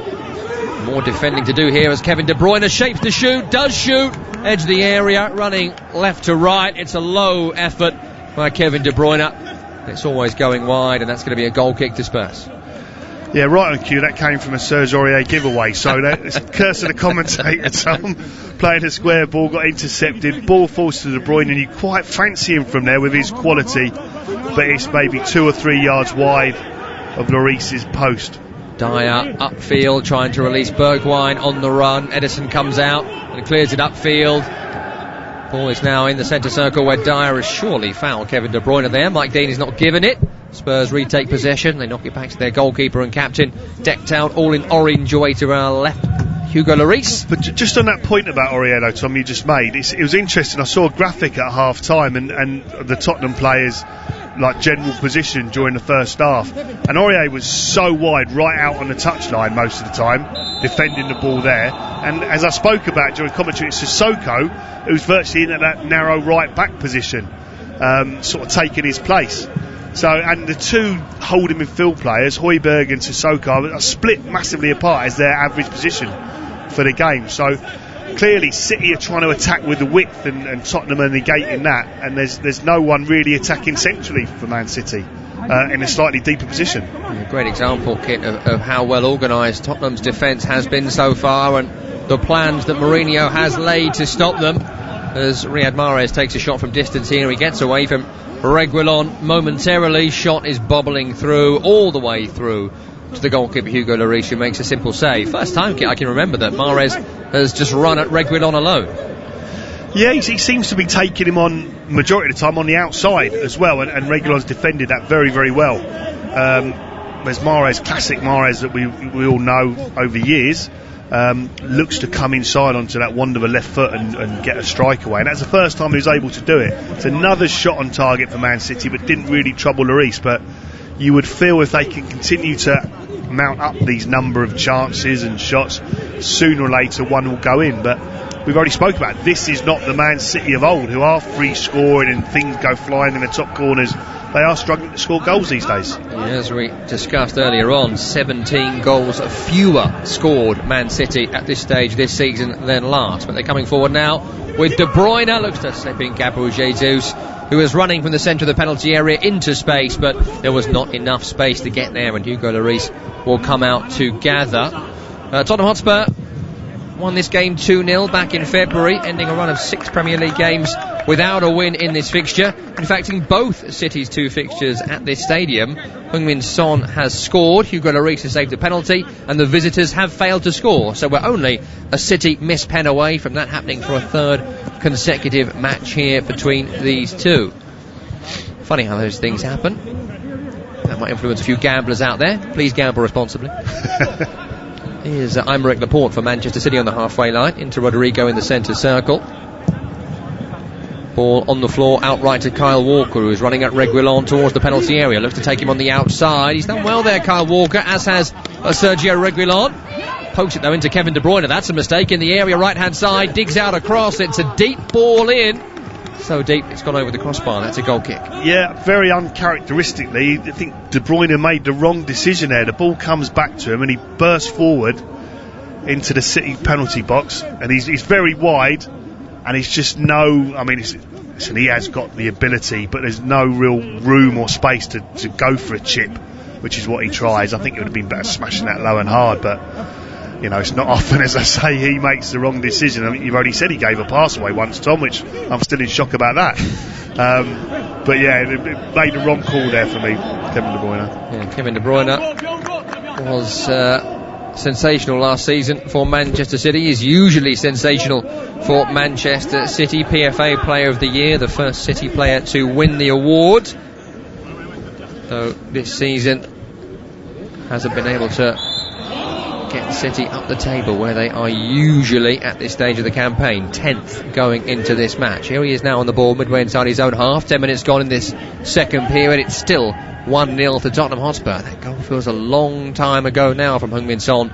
Really the first shot of the match. In fact, the only shot of the match for Spurs thus far. Crossfield by De Bruyne, intercepted by Aurier in the right back area. Son forward, blocked by Cancelo's sliding challenge, and he's a bit frustrated there, Heung-min Son, because there were certainly runners ahead of him, and it's those moments where they can attack suddenly where the second goal for Spurs will come, if it is to come.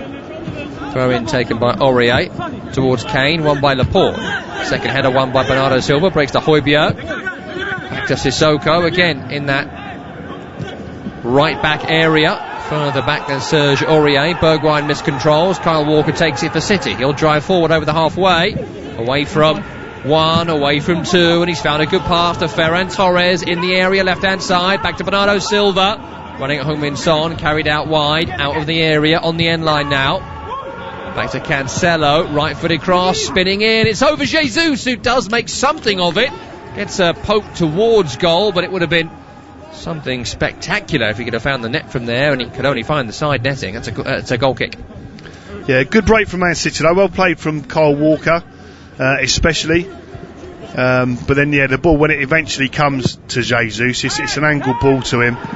And it's virtually impossible for him to do anything with it, So again, there's not a lot of space. City are trying to thread balls through or little clips over the top, and Tottenham have got such a good shape, and they're fairly deep in their defensive shape. And as collectively as a team as well, Son's getting right back in and doing a lot of good work defensively as well. But then that is leaving space when they can win it for the counter, like you said, Tom. Here's Kevin De Bruyne, a lovely 1-2 as Jesus gets the shot away. It's blocked by Dyer, just inside the penalty area. Tottenham can now counter. And Ndombele forward, slips it into Bergwijn, down the left channel. Ruben Dias holds him up. Højbjerg is found around the halfway line, and Tottenham have possession of the ball in Manchester City territory. That's not something we've said a great deal in this match. As we approach an hour gone, Spurs leading by a goal to 0. Back to Eric Dyer in his own half. Crossfield towards Aurier, right in front of Jose Mourinho. Into Heung-min Son. Lovely turn. Helped on to Harry Kane. Kane looks crossfield. Oh, and Bergwijn hadn't quite made that run. He will pick it up on the end line left-hand side. Pokes it back to Ndombele. Corner of the area, left-hand side. Lovely turn away from Riyad Mahrez. It was Mahrez-esque on Mahrez. Breaks back to Heung-min Son here. Does get a shot away. It's blocked by Kevin De Bruyne. On the right-hand side, Aurier, really smart play. Turns away from Ferran Torres. Back towards Sissoko. Away from De Bruyne. Into Harry Kane. Return to Sissoko. Challenged by Cancelo. City win the ball back. And Kevin De Bruyne finds a simple pass to Rodri, who chips it outright to Riyad Mahrez. They're inside their own half. Tottenham regrouping. Everyone's sprinting back inside their own half. Apart from Ndombele, I don't think can sprint. Here's Bernardo Silva down the line to Kevin De Bruyne. Right hand side of the area, looks to whip in across. It's blocked by Reguilon, as so much has been today. But that was a really good point, Tom, the recovery from this Tottenham side. Again, years gone by, yeah, lovely going forward, nice football, but then susceptible to the counter-attack. They don't get back into shape quick enough. Sissoko was the highest player who went for the ball, and he bust a gut to get back into his defensive shape. So really good on the transition from Tottenham. Yeah, they've certainly got 9 players out there desperate to sprint back as De Bruyne whips this corner in. It's away by Reguilon again, who really has had a sensational game at left back for Tottenham Hotspur. Recovered by Kyle Walker. Forward to Cancelo. Left now to Bernardo Silva. Bit of space for him. Left-footed cross, it's dangerous. Good header back, away by Alderweireld. Then Mahrez couldn't turn it forward. Reguilon will bring Tottenham Hotspur away and upfield. Runs into Kevin De Bruyne, runs into trouble. Here is Kevin De Bruyne towards the penalty area. Still going, Kevin De Bruyne. Blocked by Eric Dyer as he got into the penalty area. Another corner for Manchester City. Yeah, better from City there, because Tottenham are a little bit out of shape. But Reguilon getting caught on the ball and they break a bit quicker, but it just looks so solid, Tottenham. Eric Dyer just stands his ground. He's up against, obviously a fantastic player in Kevin De Bruyne, but he doesn't set himself, doesn't commit, and ends up getting the block. Really good block there by Dyer as this ball comes in. It's away by Dyer and then further away by Højbjerg. Big right-footed loop out of his own penalty area as Kyle Walker turns it forwards. Spurs player has stayed down. It's played Mahrez onside here. It was Sissoko in the area. Cross comes in. It's away by Alderweireld. Recovered Jesus. Gets caught under the feet of Bernardo Silva. They're still going here though, City. Here's Jesus in the area. Left-hand side. Shot comes in. Blocked by Hugo Lloris on its way through. It was spinning harmlessly in the penalty area and the Porter stayed down from an earlier challenge. So he will be seen to here and will have a break in play. Yeah, again, it's good, strong defending. Eric Dyer does very well. Toby Alderweireld, on the initial header. I'm not sure, he must have maybe just caught Laporte, I'm not sure, but it's a very good header from Alderweireld. He sort of got caught in a Dyer-Alderweireld sandwich in the first play, so maybe he was just feeling the after effects of that. Sissoko had gone down in the area, and they played on, and he probably would have been out of his own area when that ball went back to Riyad Mahrez, who probably would have been offside in that scenario. So I don't know, there could have been some controversy there, because if a man's down in the penalty area, usually the play stops. Well, it's the referee's call now, isn't it? Yes. Play should go on. The referee's got to decide as to whether to do that or not. So, Sissoko was down for a short period of time, but then got himself up. So if he's able to do that, then Mike Dean's made the right call. But it's that, you never quite know. So if something had come of it, I'm sure there would have been controversy, and as you say, both managers would have had their opinions and so on and so forth. But in the end, it came to nothing, and Ron won the game with about 30 minutes to go, Tom. Yep, everyone is all right. Laporte's all right. Sissoko's all right. We are back underway, and as you say, 62 minutes gone. It's 1-0 to Tottenham Hotspur on Premier League Live. Don't forget, we're not done today. The Premier League has 4 unique time slots on Saturdays at the moment. Manchester United against West Bromwich Albion with Andrew Self and Paul Parker to come in around about 40 minutes from now. Our coverage gets underway. Here's Riyad Mahrez on the right-hand side for City. Spins the ball in towards the penalty area, left-footed towards the back post. It's gathered by Hugo Lloris. I said in the first half, Tom, I was quite impressed with City because they were looking to get runners in behind, but the space just seems to have shut down. Tottenham have closed it down, so now there is no room for City. They're defending deep for Tottenham, so there's just no room for City to run in behind them at all. So to break them down, it's maybe got to be a little 1-2 or something in and around the box, or a shot from outside of the box. because you can't really see them scoring any other way.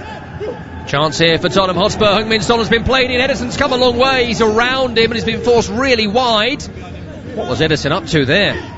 Son has kept it on by the corner flag, up against Cancelo. He's desperately waiting for support. There aren't too many committing themselves forward here for Spurs, so they go back towards the halfway line. And Alderweireld found by Højbjerg. Very similar run from Son to that of the goal. He's coming from the right hand side across the line and then just darted in at the last minute.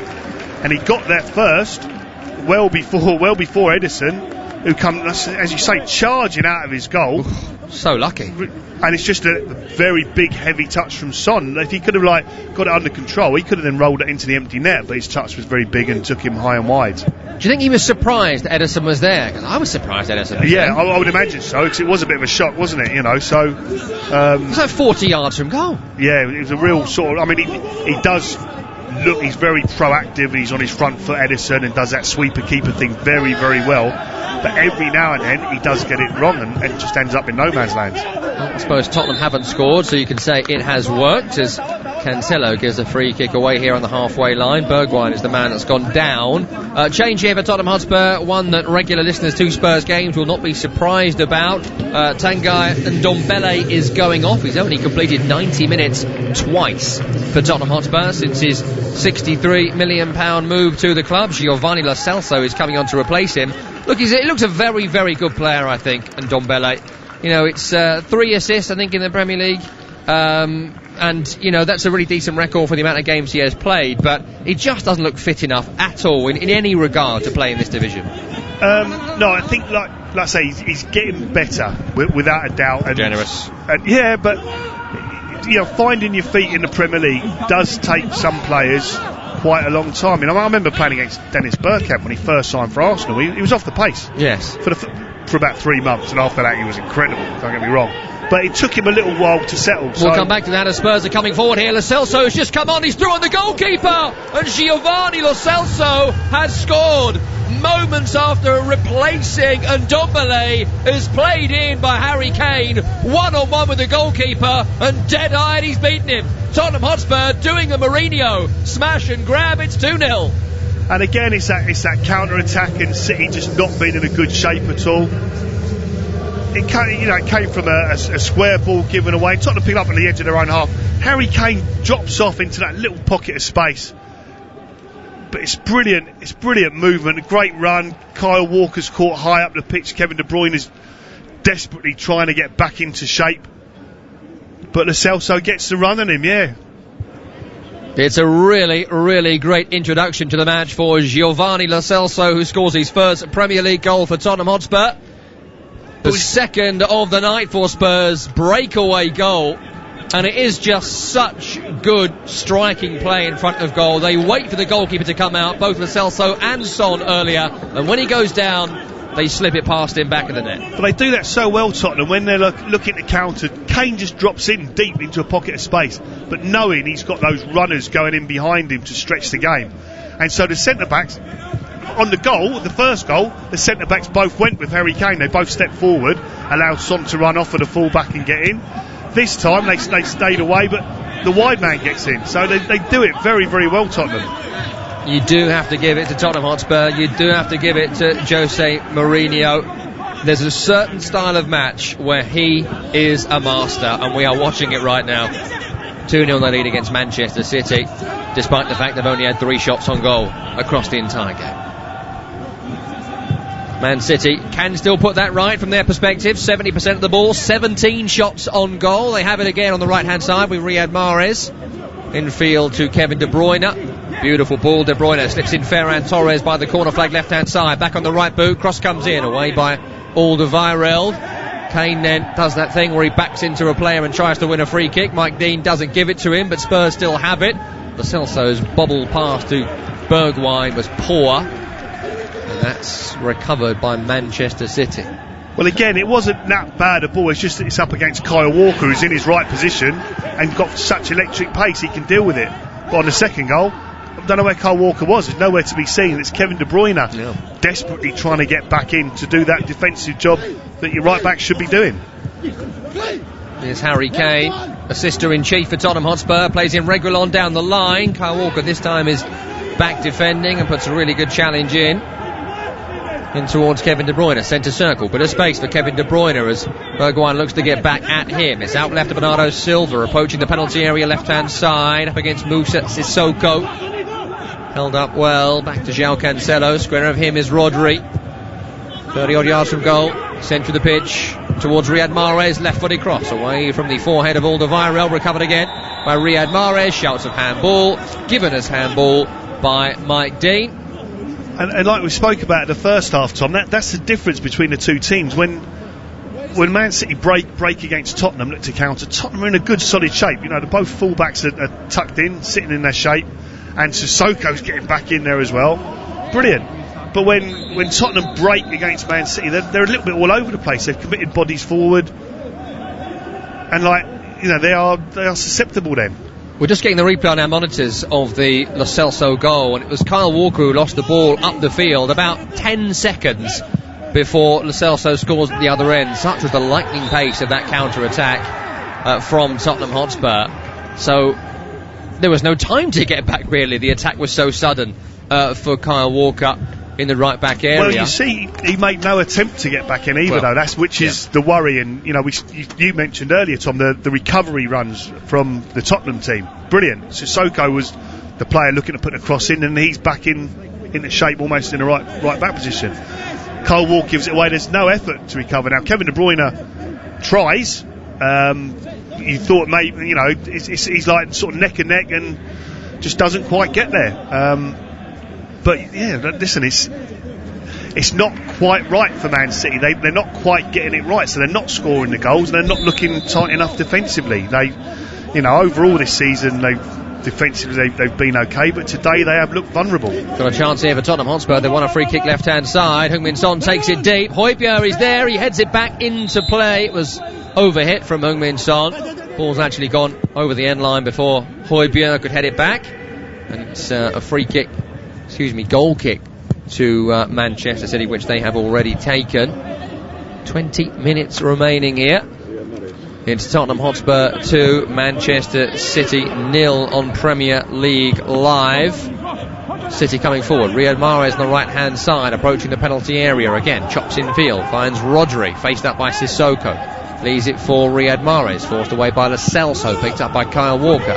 Outrights Bernardo Silva, running at Reguilon. Again, he chops in field, running across the penalty area. Bernardo Silva finds Aymeric Laporte, bit of space for him. Forward ball intercepted by Dyer. His clearance hits Bernardo Silva, could have gone anywhere, and again, it is just Tottenham's day at the moment. Ricochets when it could have been dangerous, straight to Hugo Lloris, who knocks it forward to Harry Kane, and Harry Kane's up against Laporte here, lets the ball bounce through him, and then he's rather given an RKO to João Cancelo. Referee says play on, despite the foul by Harry Kane. And Man City come forward down the right-hand side. Here's Riyad Mahrez.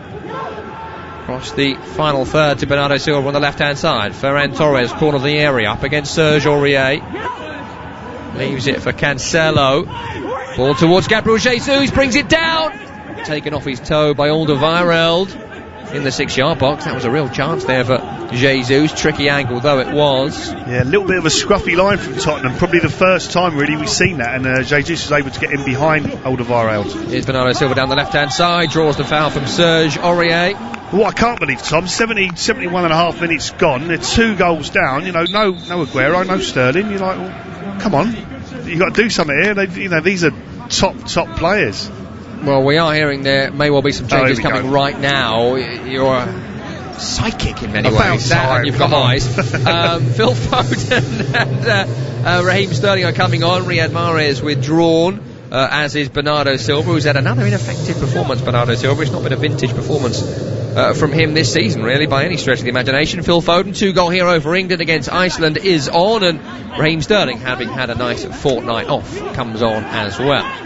Free kick left-hand side, it's near the sideline, it's level with the penalty spot, so about 18 yards from the end, as Kevin De Bruyne will whip this one in, right-footed towards the back post. It's over everyone's head, and for a moment looked to be dropping in the back post there. Hugo Lloris let it go, and it went over the crossbar, and that's a goal kick, as Tottenham Hotspur will now make a substitution. Lucas Moura is set to come on, and Stephen Bergwijn, who's worked hard in the game, will be replaced. Yeah, I think he's done a lot of running, a lot of work, Bergwijn, not really without getting a lot of joy. As almost not a full guy as such, but he's put a real shift in for his team without, like I say, getting an awful lot of the ball. He's done the job Jose Mourinho would have wanted, and he'll be very pleased with his day's work. Yeah, and he brings on one of his favourites, Lucas Moura, played now in 33 of the 35 Premier League games under Jose Mourinho. Most recently he's been appearing as a substitute, but he's someone that Mourinho likes and trusts. Plays in the Europa League games as well as the Premier League games. One of the few that do that consistently, as Alderweireld hacks down Jesus, and that's a free kick in the centre of the field. It's played out quickly right to Phil Foden. It's on towards the runner on that far side, Ferran Torres, who's now playing off the right hand side, but he's run into trouble and Spurs will bring it away. Lo Celso running down a blind alley, nowhere to go really, tries to get away from Rodri and Kyle Walker, cannot do so, and that's going to be City back on the ball again, where they have been for so much of this game. It's still 70-30 possession in their favour. Here's Raheem Sterling down the left hand side, running at Aurier, 1-2 with Kevin De Bruyne. Here he is again, Raheem Sterling, but it's good defending by Serge Aurier. Turns away from Sterling, and Sissoko plays a 1-2 here with Heung-min Son. He's got the power here, has Sissoko, to get Tottenham upfield, and he's done really well there. Sissoko, great energy from him considering just how much work he's put into this point. Gets Tottenham upfield when they were under the cosh there for a few seconds. Yeah, I think he's been excellent, Sissoko, and you're saying Aurier's had a really good game, but I think he's got the confidence knowing Sissoko's covering around him a lot of the time, and he's able to just go really tight to his man, and on that occasion he did with Sterling, one-on-one, and defended it brilliantly, Serge Aurier.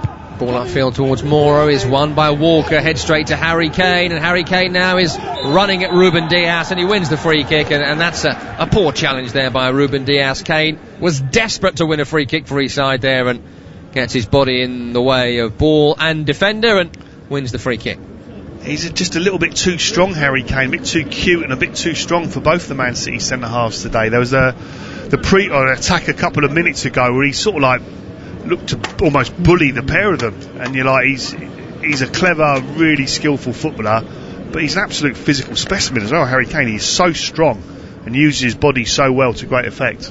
Eric Dyer looks like he fancies a whack at this one, does the central defender for Tottenham Hotspur. He tried this as well in the England game against Iceland. Has he ever scored a free kick, Eric Dyer, like this? I don't know why he keeps fancying it. It must be amazing in training. This one could go flying in now, Tom, you said that. Well, it'd be Alex-esque, if you remember him at Chelsea. David Luiz tries this one a lot, rarely goes in. Eric Dyer fancies it. It's left of centre. It's about 38 yards out. Here is Dyer from distance. It's hit the wall. It's a really poor free kick. There was no way of knowing. And then Rodri clears away. Covered by Højbjerg, who volleys it on the halfway line. Up in the air, up and under, rugby style. Lovely first touch by Lucas Moura to bring it under his spell. Two players around him. Surely a foul by Kyle Walker. It is a foul, and that was really, really smart play from Lucas Moura. Yeah, it was, but again, like, Kyle Walker just sort of stood off him and let him pluck the ball out of the air. Really good touch, but you've got to be putting people under pressure there, and it's far too easy from the Tottenham point of view, and then they, end up giving a silly foul away, which is perfect for Tottenham, and they'll be very pleased with that. And they can cross this and not try and shoot, which is good because Eric Dyer won't take it. Son does take it, short to Lo Celso, back towards Heung-min Son. It's a poor ball down the line to him. He has just got there. Wasn't happy with that, Heung-min Son. Ferran Torres holds him up. It's back to Reguilon, out of his body, cross comes in, it's over Kane. It's away by Cancelo. Recovered by Sissoko, heads it right, heads it to Raheem Sterling, dispossessed well by Højbjerg, and Lo Celso now can turn back towards the halfway line and keep Tottenham in possession. We've had the Boffins doing the counting. 35 seconds after coming on, Lo Celso scored the quickest goal by a sub in the Premier League since Bernardo Silva against Brighton in August 2019. He scored 17 seconds after coming on. Great work, Boffins. Good information. I like little things like that. Alderweireld upfield from deep inside his own half, up towards Harry Kane. One back by Rodri. Lo Celso tried to dispossess him and rather slipped over before he could nick the ball back. It's up towards Jesus, who again jumps with the jazz hands. This time it hits the chest and he drives forward, gets a shot at goal. It's blocked on its way through and Serge Aurier can clear the ball away. Someone's got to tell Gabriel Jesus how to jump, because he's done that way too often. So I'd like to see how many times Tottenham defenders have got blocks in. You know, Man City players have gone to get shots away and there's been an actual block, and that's really good. That's great work for your team. You know, getting close enough and getting in the line of the ball and getting blocks and things like that are priceless, and that's what good teams do. Well, I can tell you my stats men do that during the game for me. 9 blocked shots so far from Tottenham Hotspur on Manchester City, which is pretty high. I was going to say, I'd imagine that's like far higher than the average, but I haven't got the average for you. What do you want from me? That wasn't too bad, that. Someone get me the average. Come on, Boffins. Get me the average. We'll get the boffins on it. Exactly. Just enjoying saying boffins. It's rarely used these days. But they've done it really well today, Tottenham. Whatever the average is, whatever the boffins are going to tell us. I'm telling you, Tom, they've done well. Yes, we don't need the boffins. We just feel it, and that's the important thing. 11 minutes remaining here. Tottenham 2, Manchester City 0. They've made their attacking changes, Man City, but have not looked any more threatening, as Tottenham Hotspur consider a third and final change themselves. Gareth Bale is out warming up as Heung-min Son is brought down here midway inside his own half. With this result, Tottenham Hotspur would replace Chelsea at the top of the Premier League table. Chelsea went there earlier with their victory over Newcastle United. Also today, he finished Aston Villa 1, Brighton 2, and we go to Old Trafford next with Andrew Self and Paul Parker as Manchester United take on West Bromwich Albion. Coverage of that game starts in around 20 minutes from now. Kevin De Bruyne has won the ball back from Man City in the centre circle and gets away from 3 players, finds a release outright to Kyle Walker, driving down the sideline, up against Reguilon, up against Højbjerg. Reguilon goes to ground with a good sliding tackle. It goes into touch, and then he knocks it into touch because Alderweireld, is that? Alderweireld has gone down here with looks like a groin problem. Looks a bit of a worry. He's been excellent today, Alderweireld, but it could be an opportunity for big Joe Rodon to come on, but it'd be a real shame for Toby Alderweireld. I thought he's done really, really well and has been in good form for Spurs of late, so this should be a bit of a concern for them. Yeah, Alderweireld, who played a couple of days ago against Denmark in the Nations League for Belgium, only 3 days ago, as Belgium got their way into those finals next October.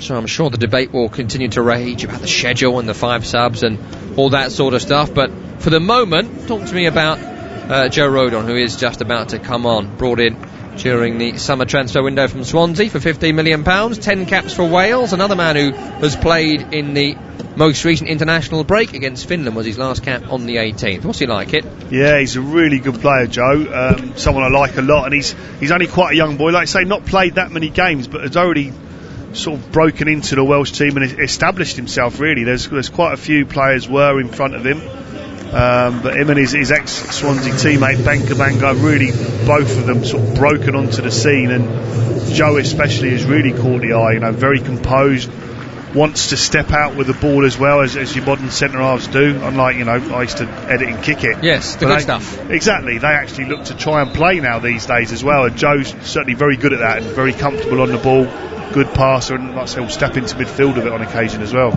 He is on Joe Rodon for Toby Alderweireld. That's the last change Spurs can make, and so we won't be seeing Gareth Bale today.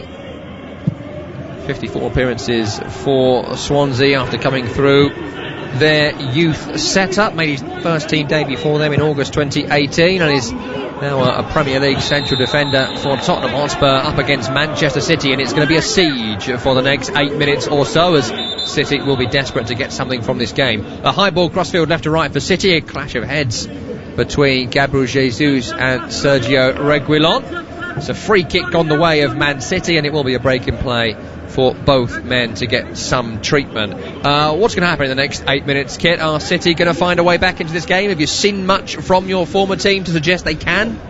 No, not to be perfectly honest, Tom. Like I say, at times during the first half I was quite impressed with them, the way they were probing. You thought it could be a matter of time before they broke Tottenham down, but Tottenham, like I say, they got a different look about them now. They, you know, far more resolute than ever before, and The defensive shape has been really good. The concentration levels do look really good. And saying that, I'm expecting Man City to put this free kick straight in to give a grandstand finish. But no, Tottenham they do look a different animal. Like I say, I've been impressed with them. Kevin De Bruyne's over the free kick. It's about 35 yards from goal, right of centre. Chips one towards the 6-yard box, towards Raheem Sterling. It's hit Sterling on the arm, I think, as he tried to battle with Serge Aurier. Ball goes wide off Raheem Sterling, so no need for further inquiry. That's going to be a goal kick with 7 minutes remaining, and the score is Tottenham Hotspur 2, Manchester City 0 on Premier League Live. Tom Rennie and Kit Simons with you. Goals coming from Heung-min Son in the 5th minute and Giovanni Lo Celso in the 65th, just 35 seconds after coming on. Rodon upfield with a blast towards Heung-min Son. Looks to flick it on towards Moura. Rodri takes over and Man City are back in possession again. I just don't think Spurs will care too much about that. No, not at all. I mean, that last chance there was actually probably a little bit better than we sort of mentioned, because Raheem Sterling's good ball in, and Raheem Sterling got inside Serge Aurier, and you think you get something on that, and you've got a chance here because he's sort of inside his marker. So probably better opportunity, like I say, than we actually spoke about. Manchester City began the day in 10th in the table. They would stay there if things stay as they are. It would be their second defeat in their opening 8 games, and it would continue Pep Guardiola's worst start to a season ever, and Man City's worst start to a season in over a decade. So a big few minutes coming up here for Manchester City Football Club, and they have the ball with Kyle Walker, but his pass is poor, and Reguilon intercepts, and he's just charging down the left-hand side, and Kyle Walker's got to get back to him. He does. He got halfway into City's half before finally being confronted by an opposition player. Desperate for some help there, wasn't he, Sergio Reguilon? But in the end, he's done enough to get the ball out of the danger zone for a few minutes, a few seconds really, as Rodri looks across field left to right, forward towards Phil Foden. Not really done a great deal since coming on. Foden cleared away by Tottenham. Good play by Moura to get away from Kyle Walker on that bouncing ball on the halfway line. Runs cross-field left to right, leaves it to Heung-min Son. Son into the feet of Moura. Oh, and he nearly slipped in Son, who would have been through. It was intercepted by Laporte. Very, very close to a chance for a third there for Heung-min Son. Yeah, and he's talking about, do I think Man City will get back into the game? They've done enough. All honesty, I think if anything, Tottenham are more likely to score a third on the counter, to be perfectly honest. They just do look so much more dangerous when they counter-attack. Got a throw in here for Tottenham.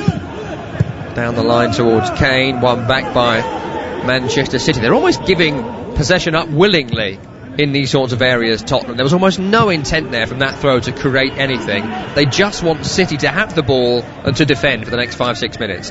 It is so Mourinho, but so effective today, with a 2-0 lead. I can't imagine many more difficult tasks for any team than to break this Spurs lockdown at the moment. And again, there's no way through for City as Moura wins a challenge, and he finds Harry Kane, who gets away from the challenge of Ruben Dias, and there is a foul on Harry Kane, but they play on here with Heung-min Son, who plays a silly pass to Højbjerg, who did not want that ball. Kyle Walker takes it back for Manchester City. 86 minutes gone now. Tottenham Hotspur 2, Manchester City 0. They are not looking likely at the moment, are Pep Guardiola's side. Here is Kevin De Bruyne trying to change all that. Approaching the area, into Jesus, out of his body, can't get the shot away, challenged by Sissoko. Breaks to Serge Aurier, who clears for Tottenham Hotspur. That's a picture we've seen so many times this afternoon, Tom. City getting the ball in the Spurs penalty box, but then just getting crowded out. Tottenham getting good bodies around, getting blocks on, forcing a mistake from the Man City players. Good defending again. Here's Phil Foden, right hand side, into Raheem Sterling, edge of the area left, looks crossfield again. Intercepted by the incredibly impressive Sergio Reguilon. Down the line to Harry Kane. He's got the pace to beat Rodri, and he's just taking it down the sideline here, Harry Kane. Diaz now looks to hold him up. Kane keeps possession, draws the foul, does Harry Kane, and that is sensational centre-forward play, and it's a yellow card for Ruben Diaz to boot. Rodri was absolutely treading water there, wasn't he? He just gave up running against Harry Kane, and then Diaz came over and gave a silly foul away, which would be exactly what Tottenham want. They'll be very happy with that, and being absolutely no rush to take this whatsoever. Well, that was great from Harry Kane, wasn't it? Absolutely superb from him, taking them upfield, exploiting that space that Walker has vacated as City grow increasingly more desperate. And this free kick will be delayed because Lo Celso is now feigning to do his boots up. Still hasn't taken it. Dummies to take it. Looks down the line to Harry Kane, who... Is he onside? He's onside. The whole City defence thought he wasn't. And now he's just keeping it by the corner flag at less than walking pace. Here's Lo Celso, back to Harry Kane, challenged by Rodri, and Jesus finally brings it out of the corner, but not very far. Great sliding challenge by Lo Celso, who's then tripped over by Ferran Torres. He gets a yellow card now as City's frustration goes, and well, this is nothing short of a Mourinho masterclass right now from Tottenham Hotspur. It is all the best things about Jose Mourinho winning big games, and they're just now suckering the opposition into yellow cards. Yeah, and you would say, I mean, two of the obviously the top managers in world football, but on this occasion, you know, Mourinho's got his tactics absolutely spot on, and perhaps looking a little bit baffled on the bench, to be honest. And you know, Mourinho's done a job on him, simple as that, and you know, he's done it very, very well today. Not the first time that Mourinho has got the best of Pep Guardiola. And it does seem to be the case here that Tottenham Hotspur have the beating of Manchester City, as they had in February in the Premier League. They beat them again, unless City can pull off a West Ham-esque comeback here. Of course, they were 3-0 up against West Ham in the 83rd minute, and that one finished 3-3. Is there to be a Lanzini moment today for Manchester City? They look a lot less likely than West Ham did in that game, which is surprising. Here's Kevin De Bruyne as City come forward into Cancelo, centre of the pitch, chips it out to the right-hand side, brought down by Ferran Torres, who tries to clatter the ball towards the goal line, cleared away. Then Harry Kane slides in as looked like Kyle Walker was about to advance down the right-hand side, and Harry Kane's slide tackle has got him booked. He's a bit bemused by that, Harry Kane, but yeah, not sure it's really a booking, but listen, he's a bit of a... I think he probably also knew what he was doing, knew he was going to give a foul away there, so... It's almost like Mike Dean's just realised he's got to hit his quota for yellow cards. He's had Yeah. 3 in the space of, 2 minutes? It's Kevin De Bruyne, as 90 minutes are up, has a chance to whip this in from the right-hand side. De Bruyne's delivery, Diaz header, saved by Hugo Lloris. Firm header from Ruben Diaz. It's on target, but Hugo Lloris makes a firm save, and Spurs smuggle it away. It's a brilliant ball in. I mean, Jesus... Corner taken short, we'll come back to it as it's cleared away by Tottenham Hotspur again, crossed by Cancelo it was on this near side, was a little bit flat. Here's Kevin De Bruyne, right-hand side, down the line to Ferran Torres, up against Højbjerg, gets him on the outside, challenged by Højbjerg, another corner to Manchester City kit. Yeah, good pressure. I mean, brilliant ball in for that last free kick, and Jesus jumps and almost then ducks, but then the ball falls, a good header, straight at Lloris, but he makes a very good reaction save. De Bruyne's ball in, and it was straight to Diaz, who just missed his header, recovered by Sterling, onto Cancelo, strikes that goal, and it's not too far away from João Cancelo, trying to spin one into the top corner, and it was wide of Lloris's goal, and that's a goal kick, and there'll be no rush to take this with 3 minutes added on at the end of the 90. Yeah, it wasn't far wide from Cancelo there, but you know, I mean, I didn't really quite get enough whip on it or enough pace on it to be of real threat to Hugo Lloris. But again, going back to the Tottenham shape, the Tottenham defender have done so well. They've any time City have got the ball in the Tottenham penalty area, normally this is like alarm bells, but they've been really patient, really calm with it, got bodies in the way, plenty of blocks. And then other than that, City have only really had shots from outside the area that never really troubled Hugo Lloris at all. So that header that just a few seconds ago was probably their best chance. 90 seconds remaining. Sand is almost all through the hourglass now for Manchester City. Lots of hard thinking to do for Pep Guardiola, as Raheem Sterling has it here on the left-hand side. No change again from Serge Aurier. Aurier then wins it off Cancelo. Brilliant defending. Down the line. Fantastic defending. He's been excellent all game. I've got to say, we spoke about he can be a bit hot-headed, a bit rash at times, but he's been excellent today, Aurier. He really defended one-on-one situations very, very well. Crossfield ball right to left towards Cancelo, tried to volley the ball into the penalty area first time, unable to do so, and that may well be the last chance, if you can call it that, of this match. And Kit Simons, as we approach the final whistle here, I mean, this has been, you know, when Jose Mourinho eventually retires, this will be one of the games they show as the perfect Jose Mourinho match, won't it? They've barely had a chance, but when they've had them, they've taken them, defended incredibly well against one of the best attacks in world football. It's been a Mourinho masterclass from first minute to almost last. It has, and we just flashed up there, Tom. Man City have had 22 attempts to Tottenham's 4. It's 2-0 Tottenham. You know, that is classic Mourinho, like you say. And they've done the whole shape, and the team ethic has been very, very strong. Obviously, good individuals within that, but everyone working hard for the team, which is classic Mourinho. Phil Foden here, chopping in field. He's tripped over as he tried to find a cross into the penalty area, so there will be one final chance for City to pull one back. There is not enough time here, you imagine, for City to score 2, and in fact there is no time left at all, and that is the full-time whistle, and that is Tottenham Hotspur top of the Premier League table. They replaced Chelsea in first spot following this victory over Manchester City. They didn't really do much as an attacking force across the game, but when they did, they were deadly. Heung-min Son in the 5th minute giving Spurs the lead. Lo Celso doubled things up in the 65th. Laporte had a goal disallowed for handball that would have made it 1-1 in the first half. We have witnessed a Mourinho masterclass. Spurs are top. They have beat Man City by 2-0.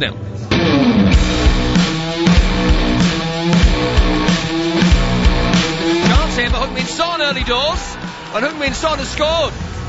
Well, Heung-min Son suddenly found himself through on goal from nowhere, and Heung-min Son, the Premier League's top scorer, strikes again through the legs of the City goalkeeper, and Tottenham lead by 1-0. It's over a couple of heads, controlled by Jesus, shouts of handball, he's still got it, ball still live, shot by Laporte, goal by Laporte, leveller for Manchester City. He kind of holds his hand up, doing jazz hands momentarily, but then he kind of tries to bring them down again.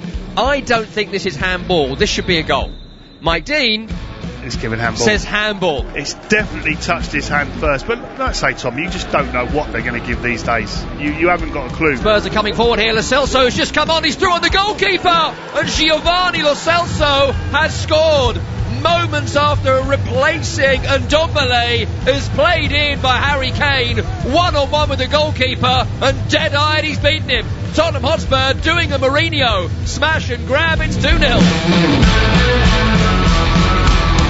Yeah, well, what do you say about a game like that? Tottenham Hotspur, top of the Premier League table. Another really impressive victory for them. And we're watching Kit Simons, Mourinho on the field, shaking hands with all of his players. We are watching a Tottenham side celebrating, not wildly, but certainly giving it some here, because that is a really, really impressive victory. And look, people will question Tottenham Hotspur whether they can challenge for the Premier League title or not this season, whether they are over the Spursing it up cliche of recent years. But with Jose Mourinho in charge and a victory like that over Manchester City, no less, they are in the title race. I know it's early in the season, but top of the table after the games they have played, quarter of the season down, it's pretty impressive.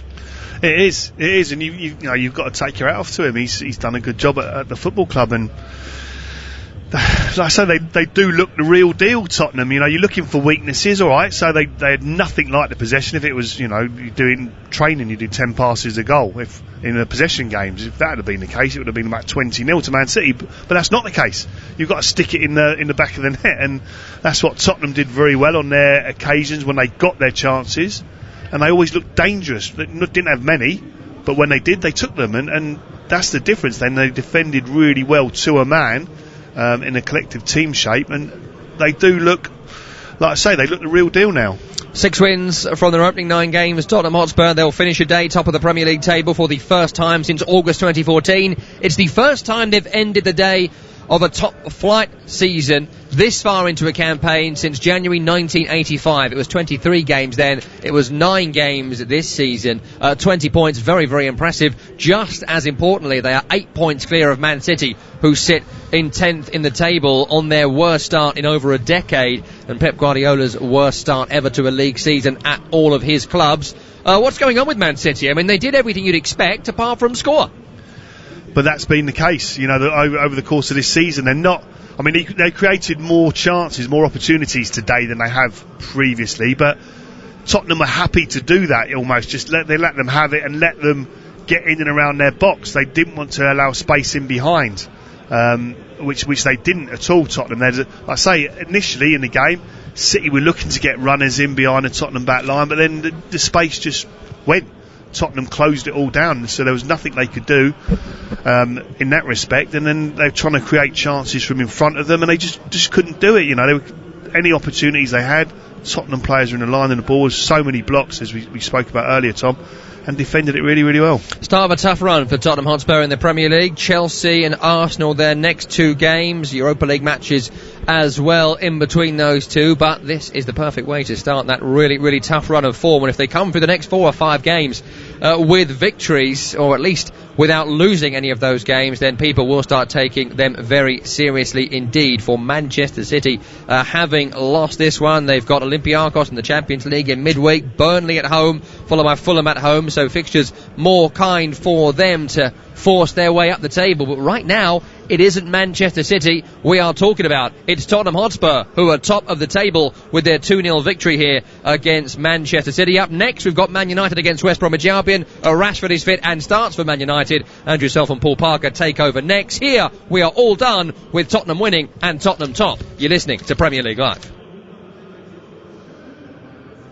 What will you really gain from using anabolic steroids? Using illegal anabolic steroids can lead to nasty and serious side effects, both physical and psychological. Heart failure, infertility, hair loss, acne, mood swings, increased aggression. Don't lose out to steroid gains. Know the risks. Visit zerogains.ie. A message from the Health Products Regulatory Authority. Amazon's Black Friday week is here, so you can either shop last-minute presents and be a Christmas nobody, or shop now and become a Christmas hero. Wow, best present ever. Amazon's Black Friday week, 20th to 30th November. Shop now, relax later.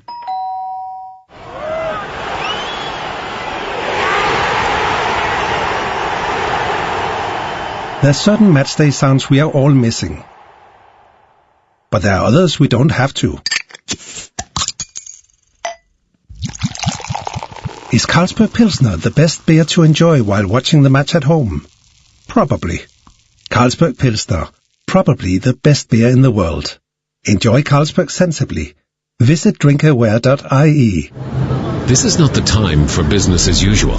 It's time for effort and imagination. It's time to use technology to start your online plans. It's time to work from home, to stay in touch. It's time to look to each other. Scoil Céile. Ireland is working online with help from Black Knight and .ie, because now we need better than business as usual. Call Black Knight on 059 918 3027 or visit blackknight.ie. Create the Premier League atmosphere at home with Harvey Norman, the home of the big screen. Feel like you're on the pitch with our stunning range of 4K smart LED and OLED TVs from LG, starting from just $449. Plus, hear every kick, save, tackle, decision with LG's best-in-class soundbars. Get TV ready for all the big games with Harvey Norman. Shop online today or safely in our spacious stores. Harvey Norman, home of the big screen. As Ireland's homegrown insurer, FPD knows it's empowering when someone has your back. So switch your van insurance to us and get up to 75% no-claim discount. Visit fpd.ie to request a quote. FPD Insurance. Support. It's what we do. Terms, conditions and underwriting criteria apply. 75% no claims discount is based on proof of 5 years no claims discount and available to new commercial motor customers only. FPD Insurance Group Limited, trading as FPD Insurance, is regulated by the Central Bank of Ireland. Commercial motor insurance is underwritten by FPD Insurance plc. 123inc.ie have your office needs covered. So whether you're an accountant, butcher, carpenter, dentist, electrician, florist, graphic designer, hairdresser, journalist, lecturer, musician, optician, retailer, teacher, solicitor, web designer, or yoga instructor, we've got what you need. And we're cheaper than your current supplier. 123inc.ie. For home, for office, for less.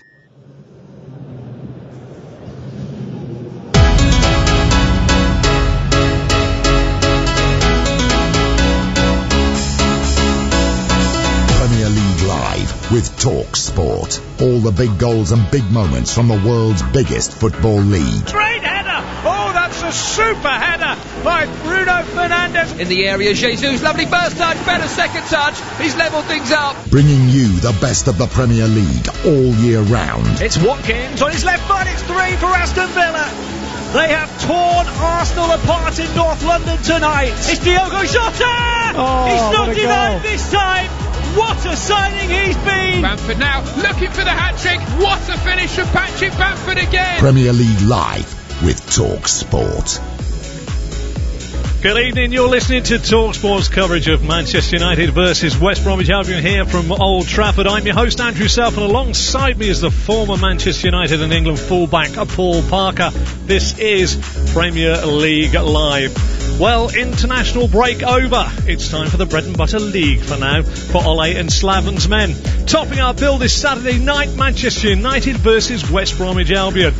Manchester United come into this game off the back of a fine 3-1 away victory at Everton, but also staring, I should say, at an unwarranted record of possibly going 5 home games without a win in the league for the first time since 1972-73. But fear not, United fans, today's visitors are one of 3 sides left in the Premier League not to have won a match this season. This is a shoe-in, surely. But the question most United fans are asking is which Manchester United will turn up tonight.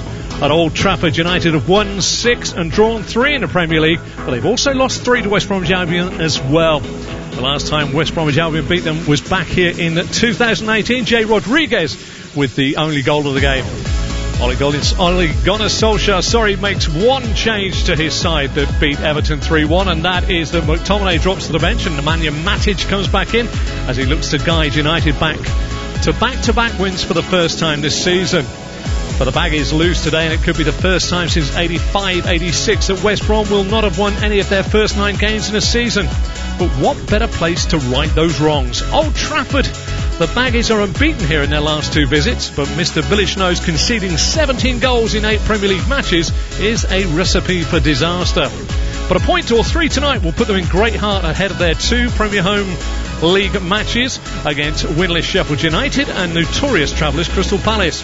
But they lost their last away game at Fulham 2-0 and lost their last home game to Spurs 1-0. So head coach has wielded the axe. There are players missing today. Livermore is out, O'Shea's out, Ahern Grant is out, and Robinson's out. So plenty of changes. But alongside me, that mercurial talent, Paul Parker. And I've got to ask him, I alluded to it earlier on. Paul, tell me, which Manchester United do you think is going to turn up tonight?